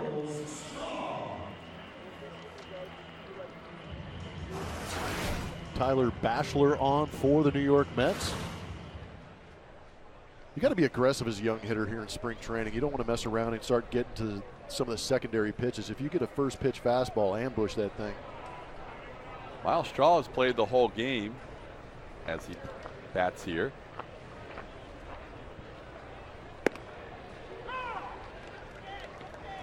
Oh, my bad. All these numbers. I've got a boatload of numbers on my sheet, and I called it by the wrong name. It's Drew Smith on the mound. 62. Yeah, I forgot to add the 20. Number 82. Drew Smith, a non-roster invitee, pitching. Told you I don't need glasses. Against the Astros bottom of the order. Miles Straw started in the left. He's now in center field. He had one of the more amusing points in today's game when he was on the move on George Springer's flare double to right. Started to third, slid into the bag, Rodney Linares had to tell him, hurry back to the second, and then the ball fell in, and he ended up on third after all. George gave the double thumbs up. Our first double thumbs up of the year.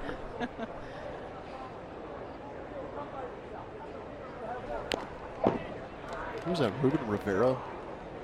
Back in the day, can't remember his name. I'm drawing a blank. He's with the San Francisco Giants and just completely. One of the all-time worst base running. I would have to go with I'll give him the top spot.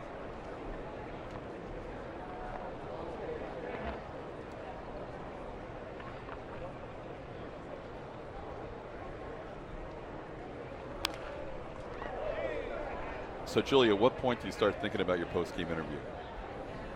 There's Ryan when you need him. Ryan's in. He's that on the road. was good. He's on the split. Yeah, we'll have to check on the the road. box score and see how he's doing. What a story. That was a great interview. That ended up being a fantastic interview with him being from Katy, Texas, Astros fan. Said if his dad was watching, he was probably crying. That's awesome. Just knowing his son was in a major league spring training game with the Astros. Said he went to a bunch of games, right? Yeah. Growing up. Yeah, he was a big fan. Asked him about the World Series championship, and of course that meant a lot to him. Knew lots of people affected by Hurricane Harvey. He's a hometown boy.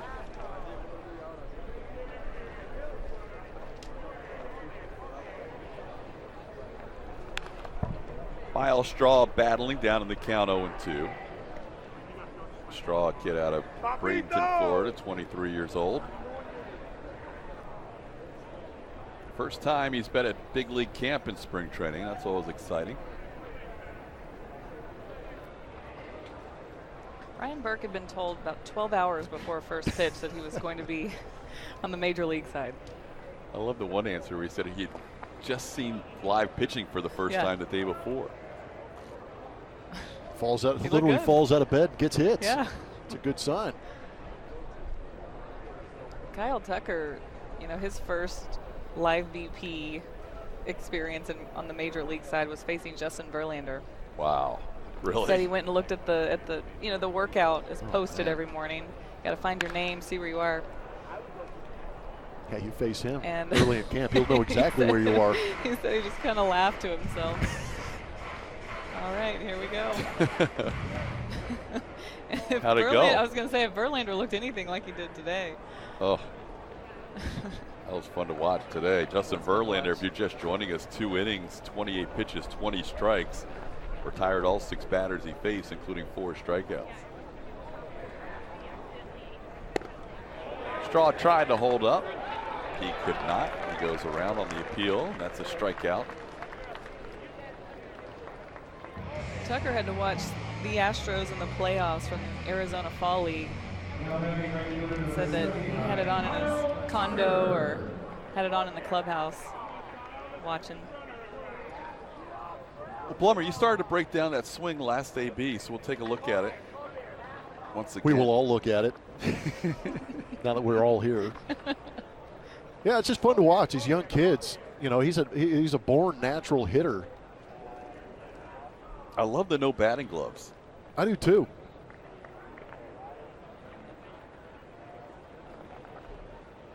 Normally you see these young guys get called up. Preston, they had the tape around the wrist, but they didn't use the batting gloves. I asked him who his favorite player was growing up, and he said it was Preston. He just watched everything Preston did and loved his big brother. They're still really close. They play wiffle ball in the off season. One-on-one wiffle ball? Yeah, they've got the garage they use as a backstop, and there's a half court. They get out there, and he says they spend hours. Preston will pitch to him. Yeah. And they'll just play some wiffle ball. That's kind of cool. Kind of cool. That's going to be crazy competitive. Oh, yeah, it gets competitive. And I said, I thought maybe this is when they were younger. And he was like, no, we did it a couple weeks ago.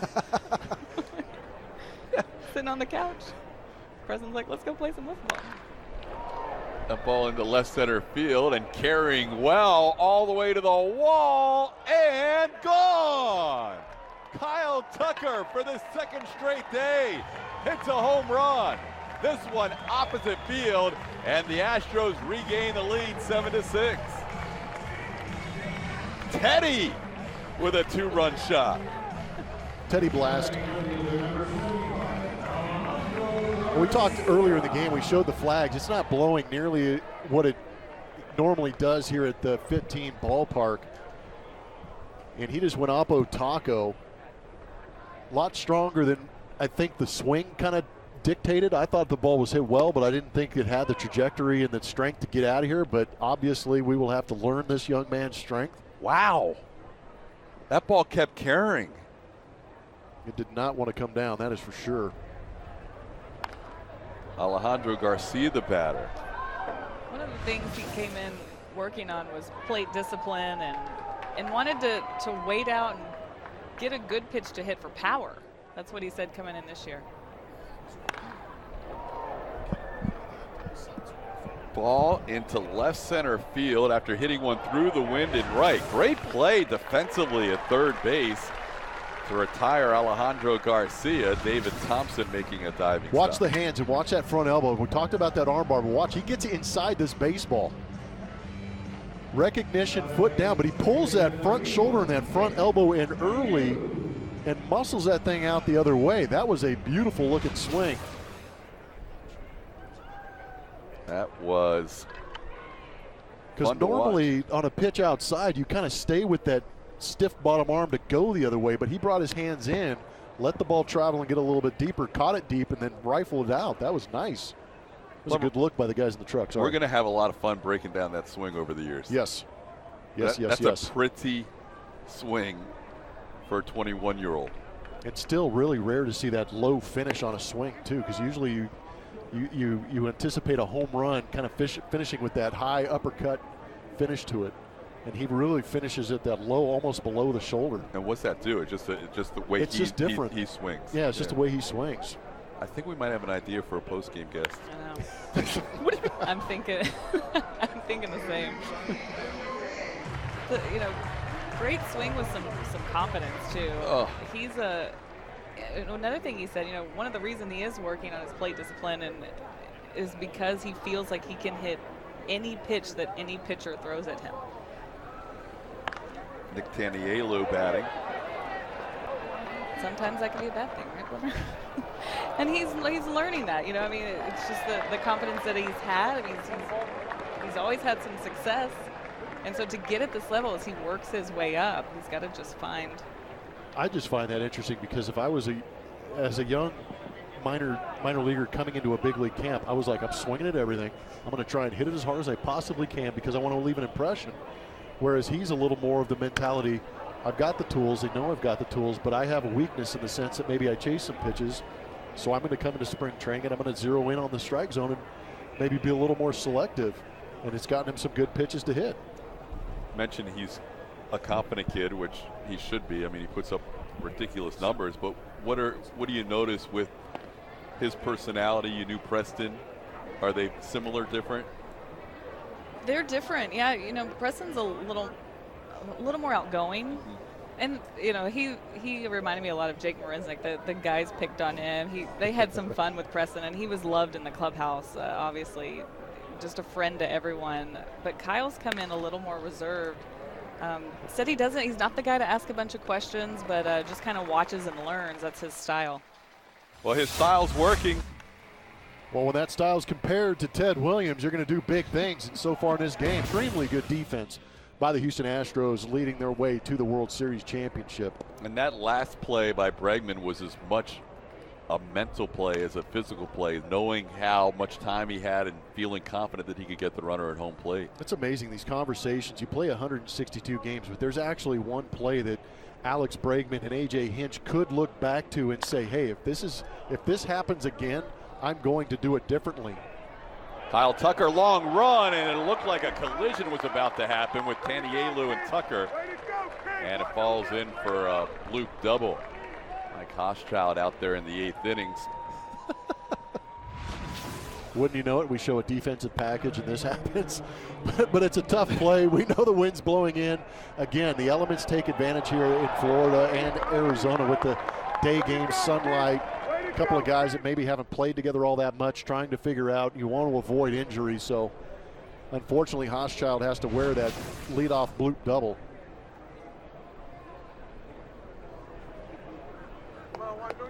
Here's Ian Strom.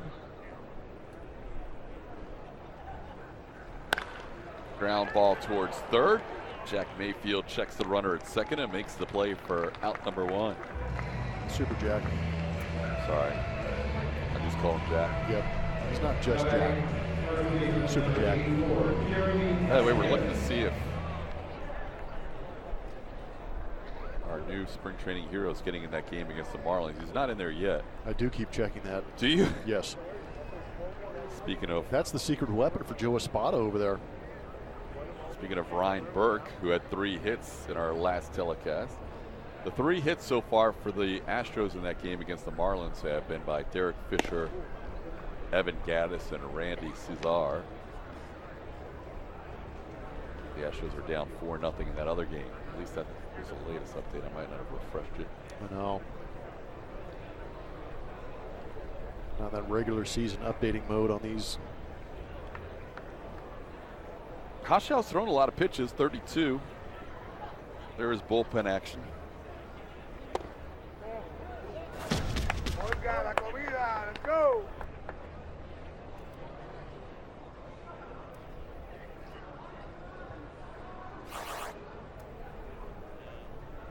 Hochschild giving up a 2-run home run to Gavin Cicchini. Last inning gave the Mets their first lead 6-5, and the Astros came back with a 2-run home run from Kyle Tucker, who has a single and a 2-run home run in this game.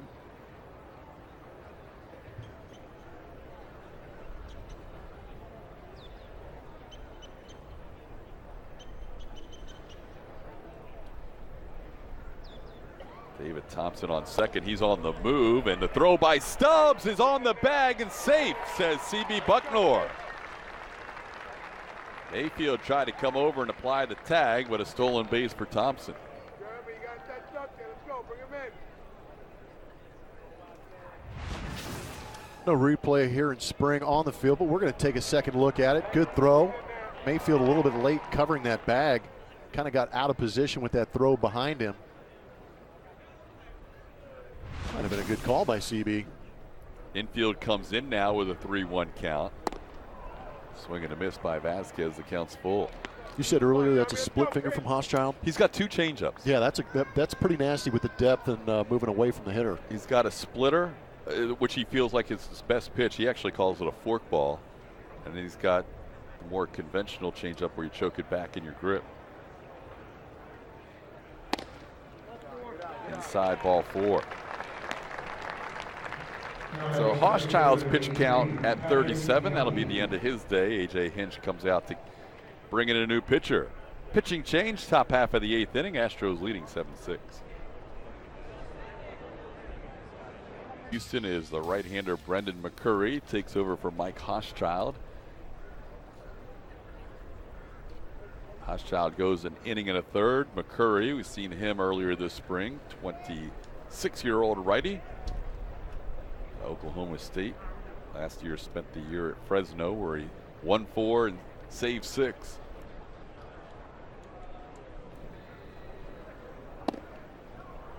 And that first pitch is delivered for a strike. Patrick Biondi, the batter. Biondi taking over in center field. Good pitch. Got a couple of youngsters out there. Garrett Stubbs catching and McCurry on the mound, but changeup sometimes can be a good pitch to get a ground ball, get a guy to roll over. This would be a good spot for one. Inside says Chris Seagal. 1-1.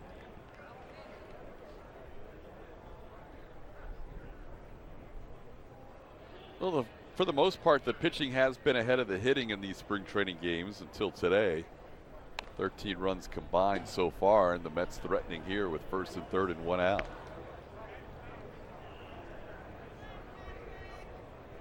Curry was originally an A, drafted by Oakland in the 2014 draft, and then he was involved in the trade for Jed Lowry. Which one? The one after the 2015 season. Yeah, that's a good point. There are a couple. Yeah, Jed was wearing out some miles in between Oakland and Houston. Yeah, there's a couple to choose from. Slowly hit. This won't be a double play. In fact, everybody may be safe. McCurry tries to cover, but not in time. Patrick Biondi beats it out. Didn't hit it hard, but he put it in the right spot, and we're tied up at 7 apiece. Tough play. We were talking about the defense and showed some of that playoff highlights as far as defense is concerned. And according to MLB StatCast, this is an outs above average number. Minnesota Twins leading the way. And the Mariners down in the 5th spot, just one ahead of the Houston Astros. We talked a lot about the Seattle Mariners and Jerry DiPoto trying to strengthen up that outfield to cut down on some runs. That actually worked out. But it's interesting that the Minnesota Twins, Tampa Bay Rays, Boston Red Sox, and Cincinnati Reds, those probably have four of the fastest center fielders in all of the game.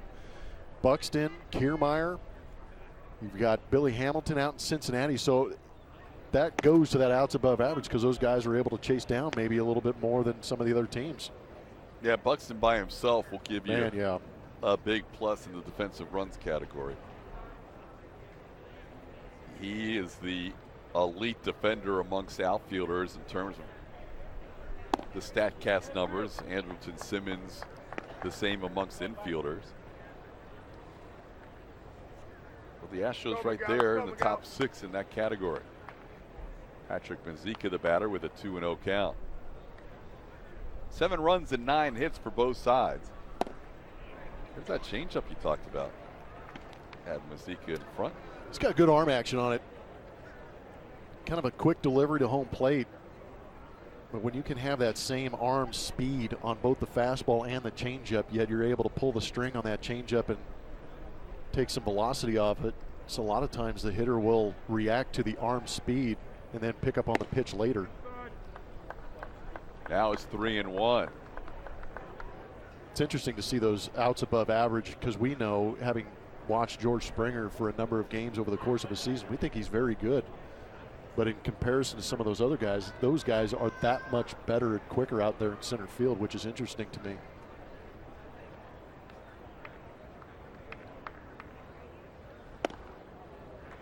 Strike catches the inside corner. The highest rated defensive outfielder on the Astros last year was Jake Marisnick. Makes sense. And he was amongst the fastest players according to StatCast as well until Derek Fisher took that mantle. Now if you said you want Byron Buxton or George Springer as the total package, I'm taking George Springer. And that's where things start to even out a little bit because George is such a power on the offensive side. Definitely doesn't hurt you having him in center field either. It's a really good outfield when you've got guys that can rotate through different positions. Josh Reddick played mostly right, but he can also move around if needed. In fact, he made one of the better plays of the year in Cleveland when he was playing center field. Helping out his buddy Dallas Keuchel. I think it was Kipnis that hit that ball, but he made a great play going Spider-Man up that wall. Scott Manai will bat with the bases loaded, his first at bat as he pinch hits here in a 7-7 tie. But you've got Marisnick, Springer, Fisher, Reddick. That's a pretty good group that you can mix and match in the outfield. Of course, Marwin's going to get a lot of time out there as well, but Marwin is the super utility who can play everywhere. Everybody talks about who's going to get the at-bats in left. I think Marwin probably gets the majority of them. It's a pretty good World Series starting lineup with Marwin out there in left field, so why not? Seemed to work last year. Yeah. He only had 90 RBIs to lead the team. 2-1 pitches inside. McCurry struggling with the zone now, in danger of walking in the go-ahead run. And we showed the defensive package earlier, and Marwin was one of those guys out there in left field showing off the cannon, throwing out a runner at home plate. So he adapted quite nicely out there in left field.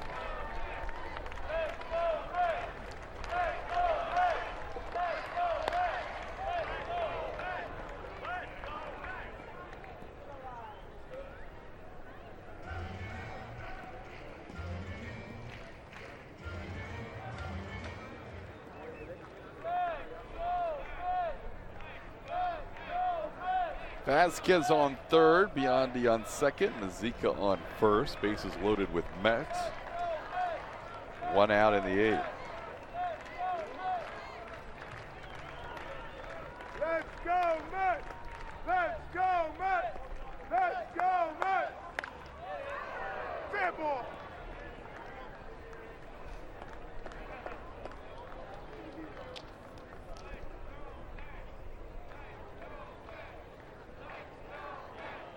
Astros led 4-0. Mets tied at 4 apiece.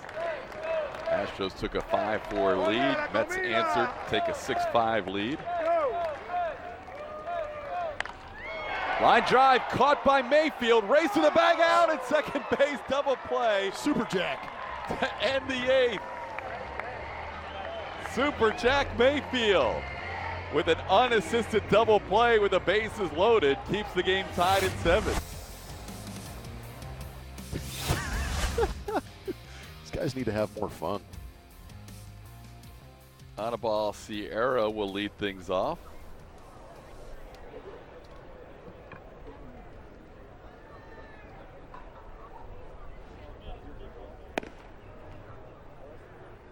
Sierra getting his first at bat. Yeah, it's a loose group. Jake's always in the middle of that too. Seems like. Jake and Altuve, those guys get after it. They have that hat game. Yep. Free souvenirs if you're in the wrong place at the wrong time. Tyler Batchelor is the new pitcher for the Mets.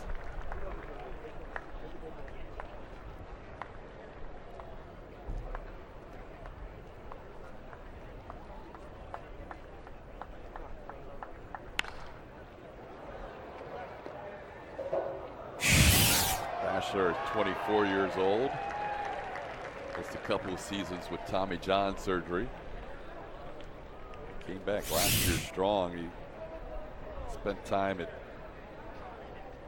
Florida State League at Port St. Lucie and then with the Binghamton Mets at the AA level and averaged 15 strikeouts per 9 innings.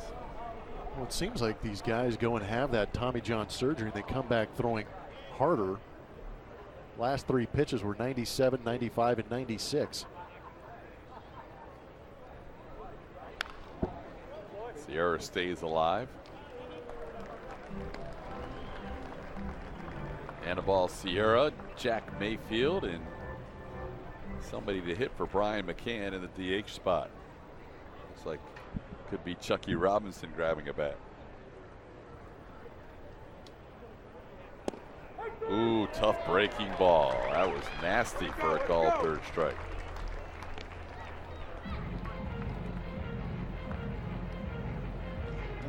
That's how you rack up the Ks per 9. 15.7 strikeouts per 9 at the A level, and then 14.1 at AA. If you're into that.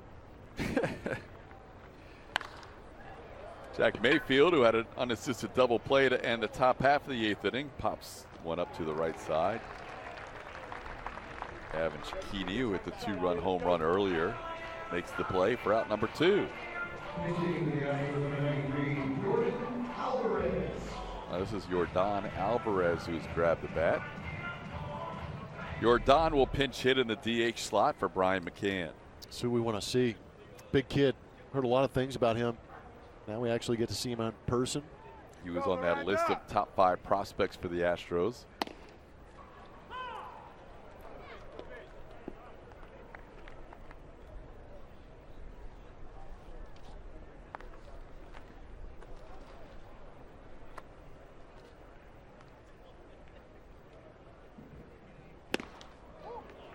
Big swing, 0-2. It's a large human.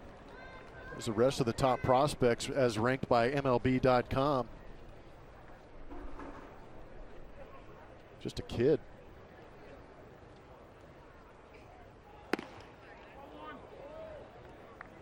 One and 2 the count.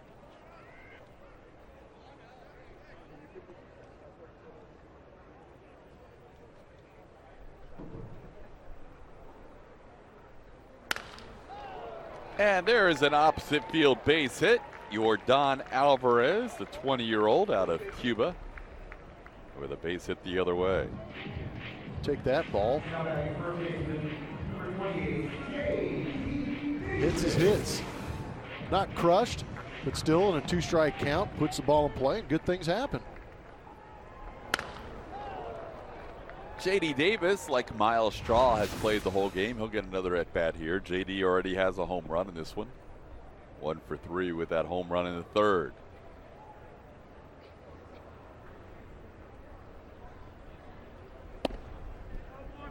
Inside, ball 1.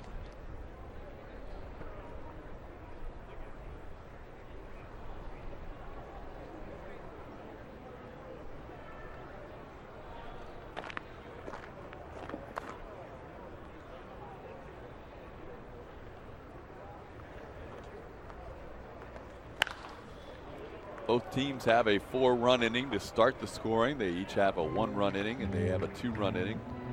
We are tied at 7. Mets and Astros going back and forth on a Monday afternoon.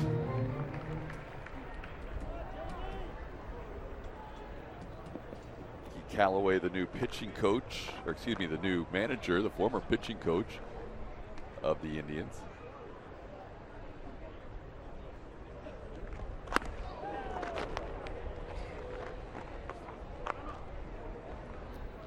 Mentioned he has pitching coach now Dave Island, and his hitting coach is a guy you know pretty well. Yeah. Pat Rossler, hitting coach down there, was my hitting coach in Montreal for a couple years when I was there. And the interesting thing about Pat Rossler is after the firing of Felipe Alou, they kind of turned coaching staffs over in Montreal, and Pat Rossler came over to the Houston Astros and became their hitting coordinator, and had a little bit to do with me getting traded from Montreal to the Houston Astros. There you go. So some back history there late in the spring training game. Where's the number 6? And that was his nickname. That's how we referred to him. Hey, 6, can you meet me in the cage? 3-1 to J.D. Davis. Inside, ball 4, and the Astros with runners on first and second. And 2 outs. That will be the last plate appearance for J.D. Davis. He will leave the game. Taylor Jones, big 6'7" first baseman, taking over as a pinch runner. So J.D. a home run, a ground out, a strikeout, and a walk in his 4 times to the plate.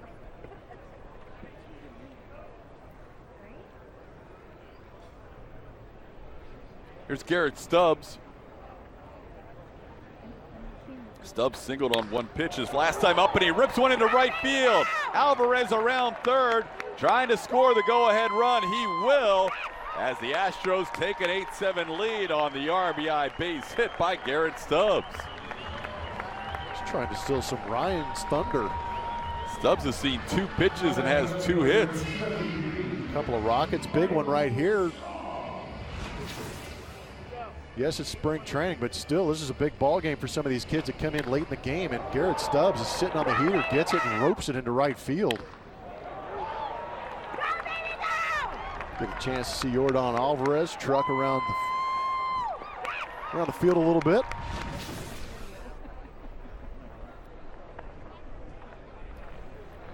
Here's Miles Straw getting another at bat. He doubled and scored a run, also grounded out and struck out.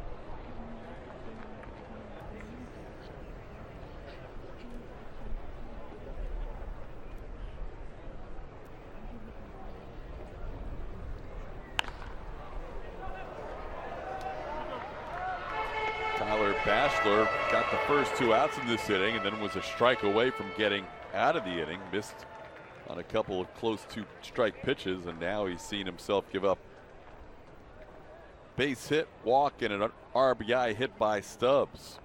Let's go, Ty. Let's go, kid.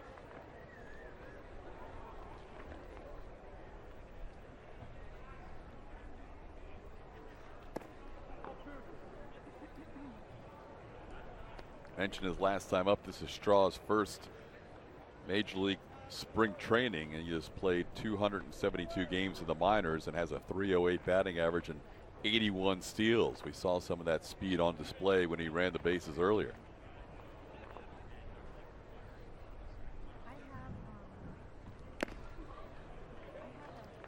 Now Tippett's 2-2.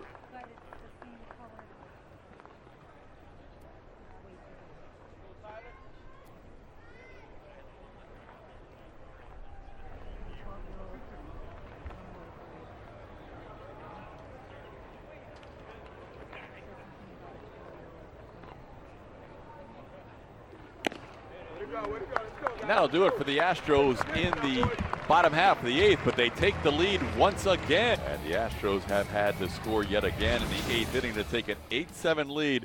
That's where we are heading to the 9th with Brendan McCurry trying to wrap things up, facing Jeff McNeil. This game has been back and forth. Astros led 4-0. Mets came back to lead 5-4. Excuse me, Astros led 5-4 after the Mets tied it up, and the Mets took a 6-5 lead. Astros took a 7-6 lead. Mets tied it up 7 apiece, and the Astros, with a run in the last inning, lead it 8-7. Called strike, it's 1-2. Things are a little bit different up the road in Jupiter. Yes. What's the latest? 11-0. Miami. Joe Espada is going to owe AJ a dinner.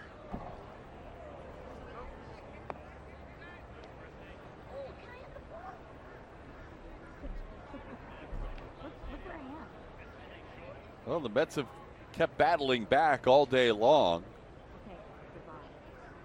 The Astros trying to close things out here in the 9th inning and improve, at least for the moment, to 4-0, although things don't look very good in that game against the Marlins.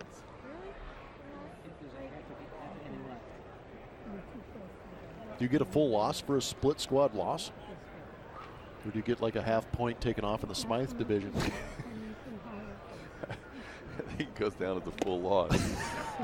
Now tip caught by Garrett Stubbs. Jeff McNeil is retired for the first out of the 9th inning. So there were a lot of people on the West Coast yesterday who had a chance to attend the memorial service of one Kevin Towers, somebody who through the years in the game of baseball made so many friends. I certainly did not know him as well as you did. I know he was such a special person in your life. No, he really was. It turned out to be, I had a rough year in 2004, and he took a chance on me in 2005 with the San Diego Padres, and we developed a relationship that was very good. And I got traded on the trade deadline to a certain Chicago team, and he made a promise to me, and you don't hear it too often where a GM or a manager or anybody in baseball will really have the opportunity to stick to their word, and he was one of those guys. He told me when he traded me to Chicago that he will have me back in San Diego. And at the end of that 2005 season, the first phone call I got when the free agent market opened was from Kevin Towers, and I became a Padre again. He knew that my family was important to me. He knew I lived in the Southern California area, and he brought me back. We developed a strong trust and a strong relationship through that. And then when he became the GM for the Arizona Diamondbacks, after my second stint with the Houston Astros, he proceeded to sign me to my only multi-year contract in my entire career in 14 years. Wow. He gave me a 2-year contract and an opportunity to play a couple more years with the Arizona Diamondbacks. And both of us being in the San Diego area and having off seasons to hang out and spend with each other, I will always be grateful to Kevin Towers and how he handled me and really made it personal and made it family, but he will be missed. He was a great guy to have around baseball. I wish I got to know him better, just hearing some of these stories. Yeah, he was amazing. And he was brutally honest, too. As good as he was to me, there was a point in 2005 in spring training where he basically said, you better do something or else you're not going to make this team. Wow. But part of me did appreciate that because, you kind of think it as a player, but to actually hear it, it kind of reinforces the fact that, I better get out there and get something done. And luckily we took it sounds terrible. We had an exhibition game in Lake Elsinore against their high A team, and I hit a home run. And he kind of jokingly said, hitting a home run off an A-ball team kind of helped me make the big league team, and it worked out that year. We ended up winning the West. There you go. Gavin Cecchini, he had a double with 1 out. Cecchini, one of the hitting stars today for the New York Mets. And now Luis Guillorme is batting with the tying run on second. Brendan McCurry trying to finish this one out, slowly hit towards second. Tanielu will make the play, and there's 2 away, and the tying run moves to third.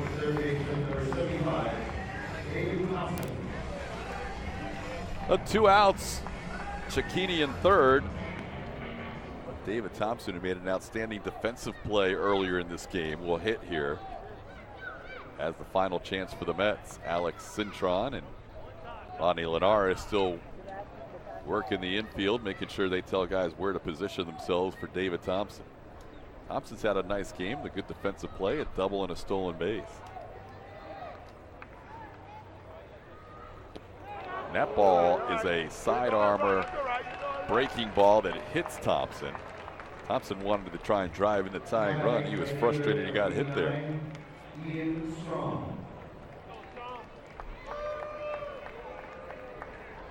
Just got away. Come on, Ian, let's go, kid. He didn't want to face the guy with the name on his back. Said he faces Strami. How about that? Ian Strom will bat with first and third and 2 outs in this 8-7 game. Last year played in the Class A level.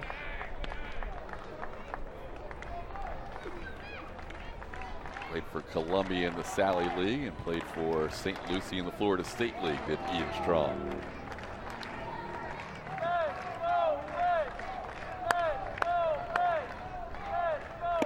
There's a strike, 1-1.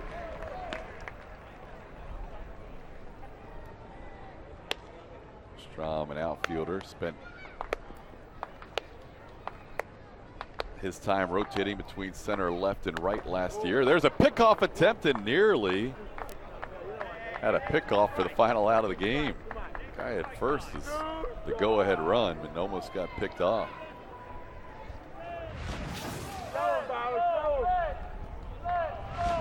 David Thompson just getting back. There's a line drive by Strom, just foul. Now the Astros are 1 strike away from a victory. Brendan McCurry trying to close things out. He came on in the 8th inning, so he would be in line for the win, not the save if he's able to get this last out. Ian, protect that plate. Get 2 strikes. Let's go.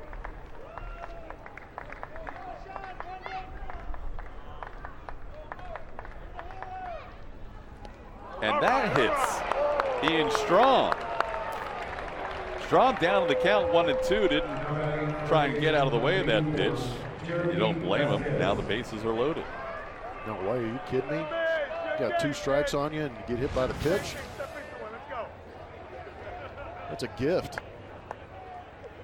Garrett Stubbs sitting out on the outside corner, and that was another slider that just backs up into the leg of a hitter.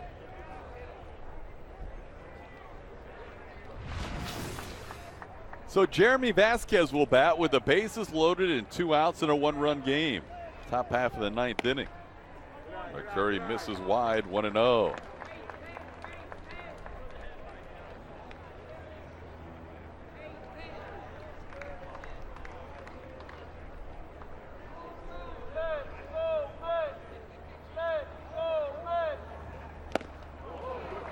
Big rip, 1-1.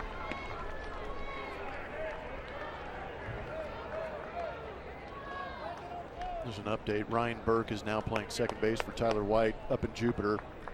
So there's a chance they could come back. There is. Breaking ball, chop foul. And once again, the Astros within a strike of victory.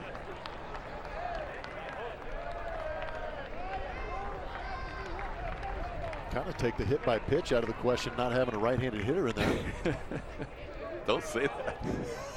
That slider could pour in on a lefty. I was saying, it's like telling me there's water on the right, so I turbo hook it to the left. There's a breaking ball that pull misses. the trigger, Palazzo. Oh, good call. Missed.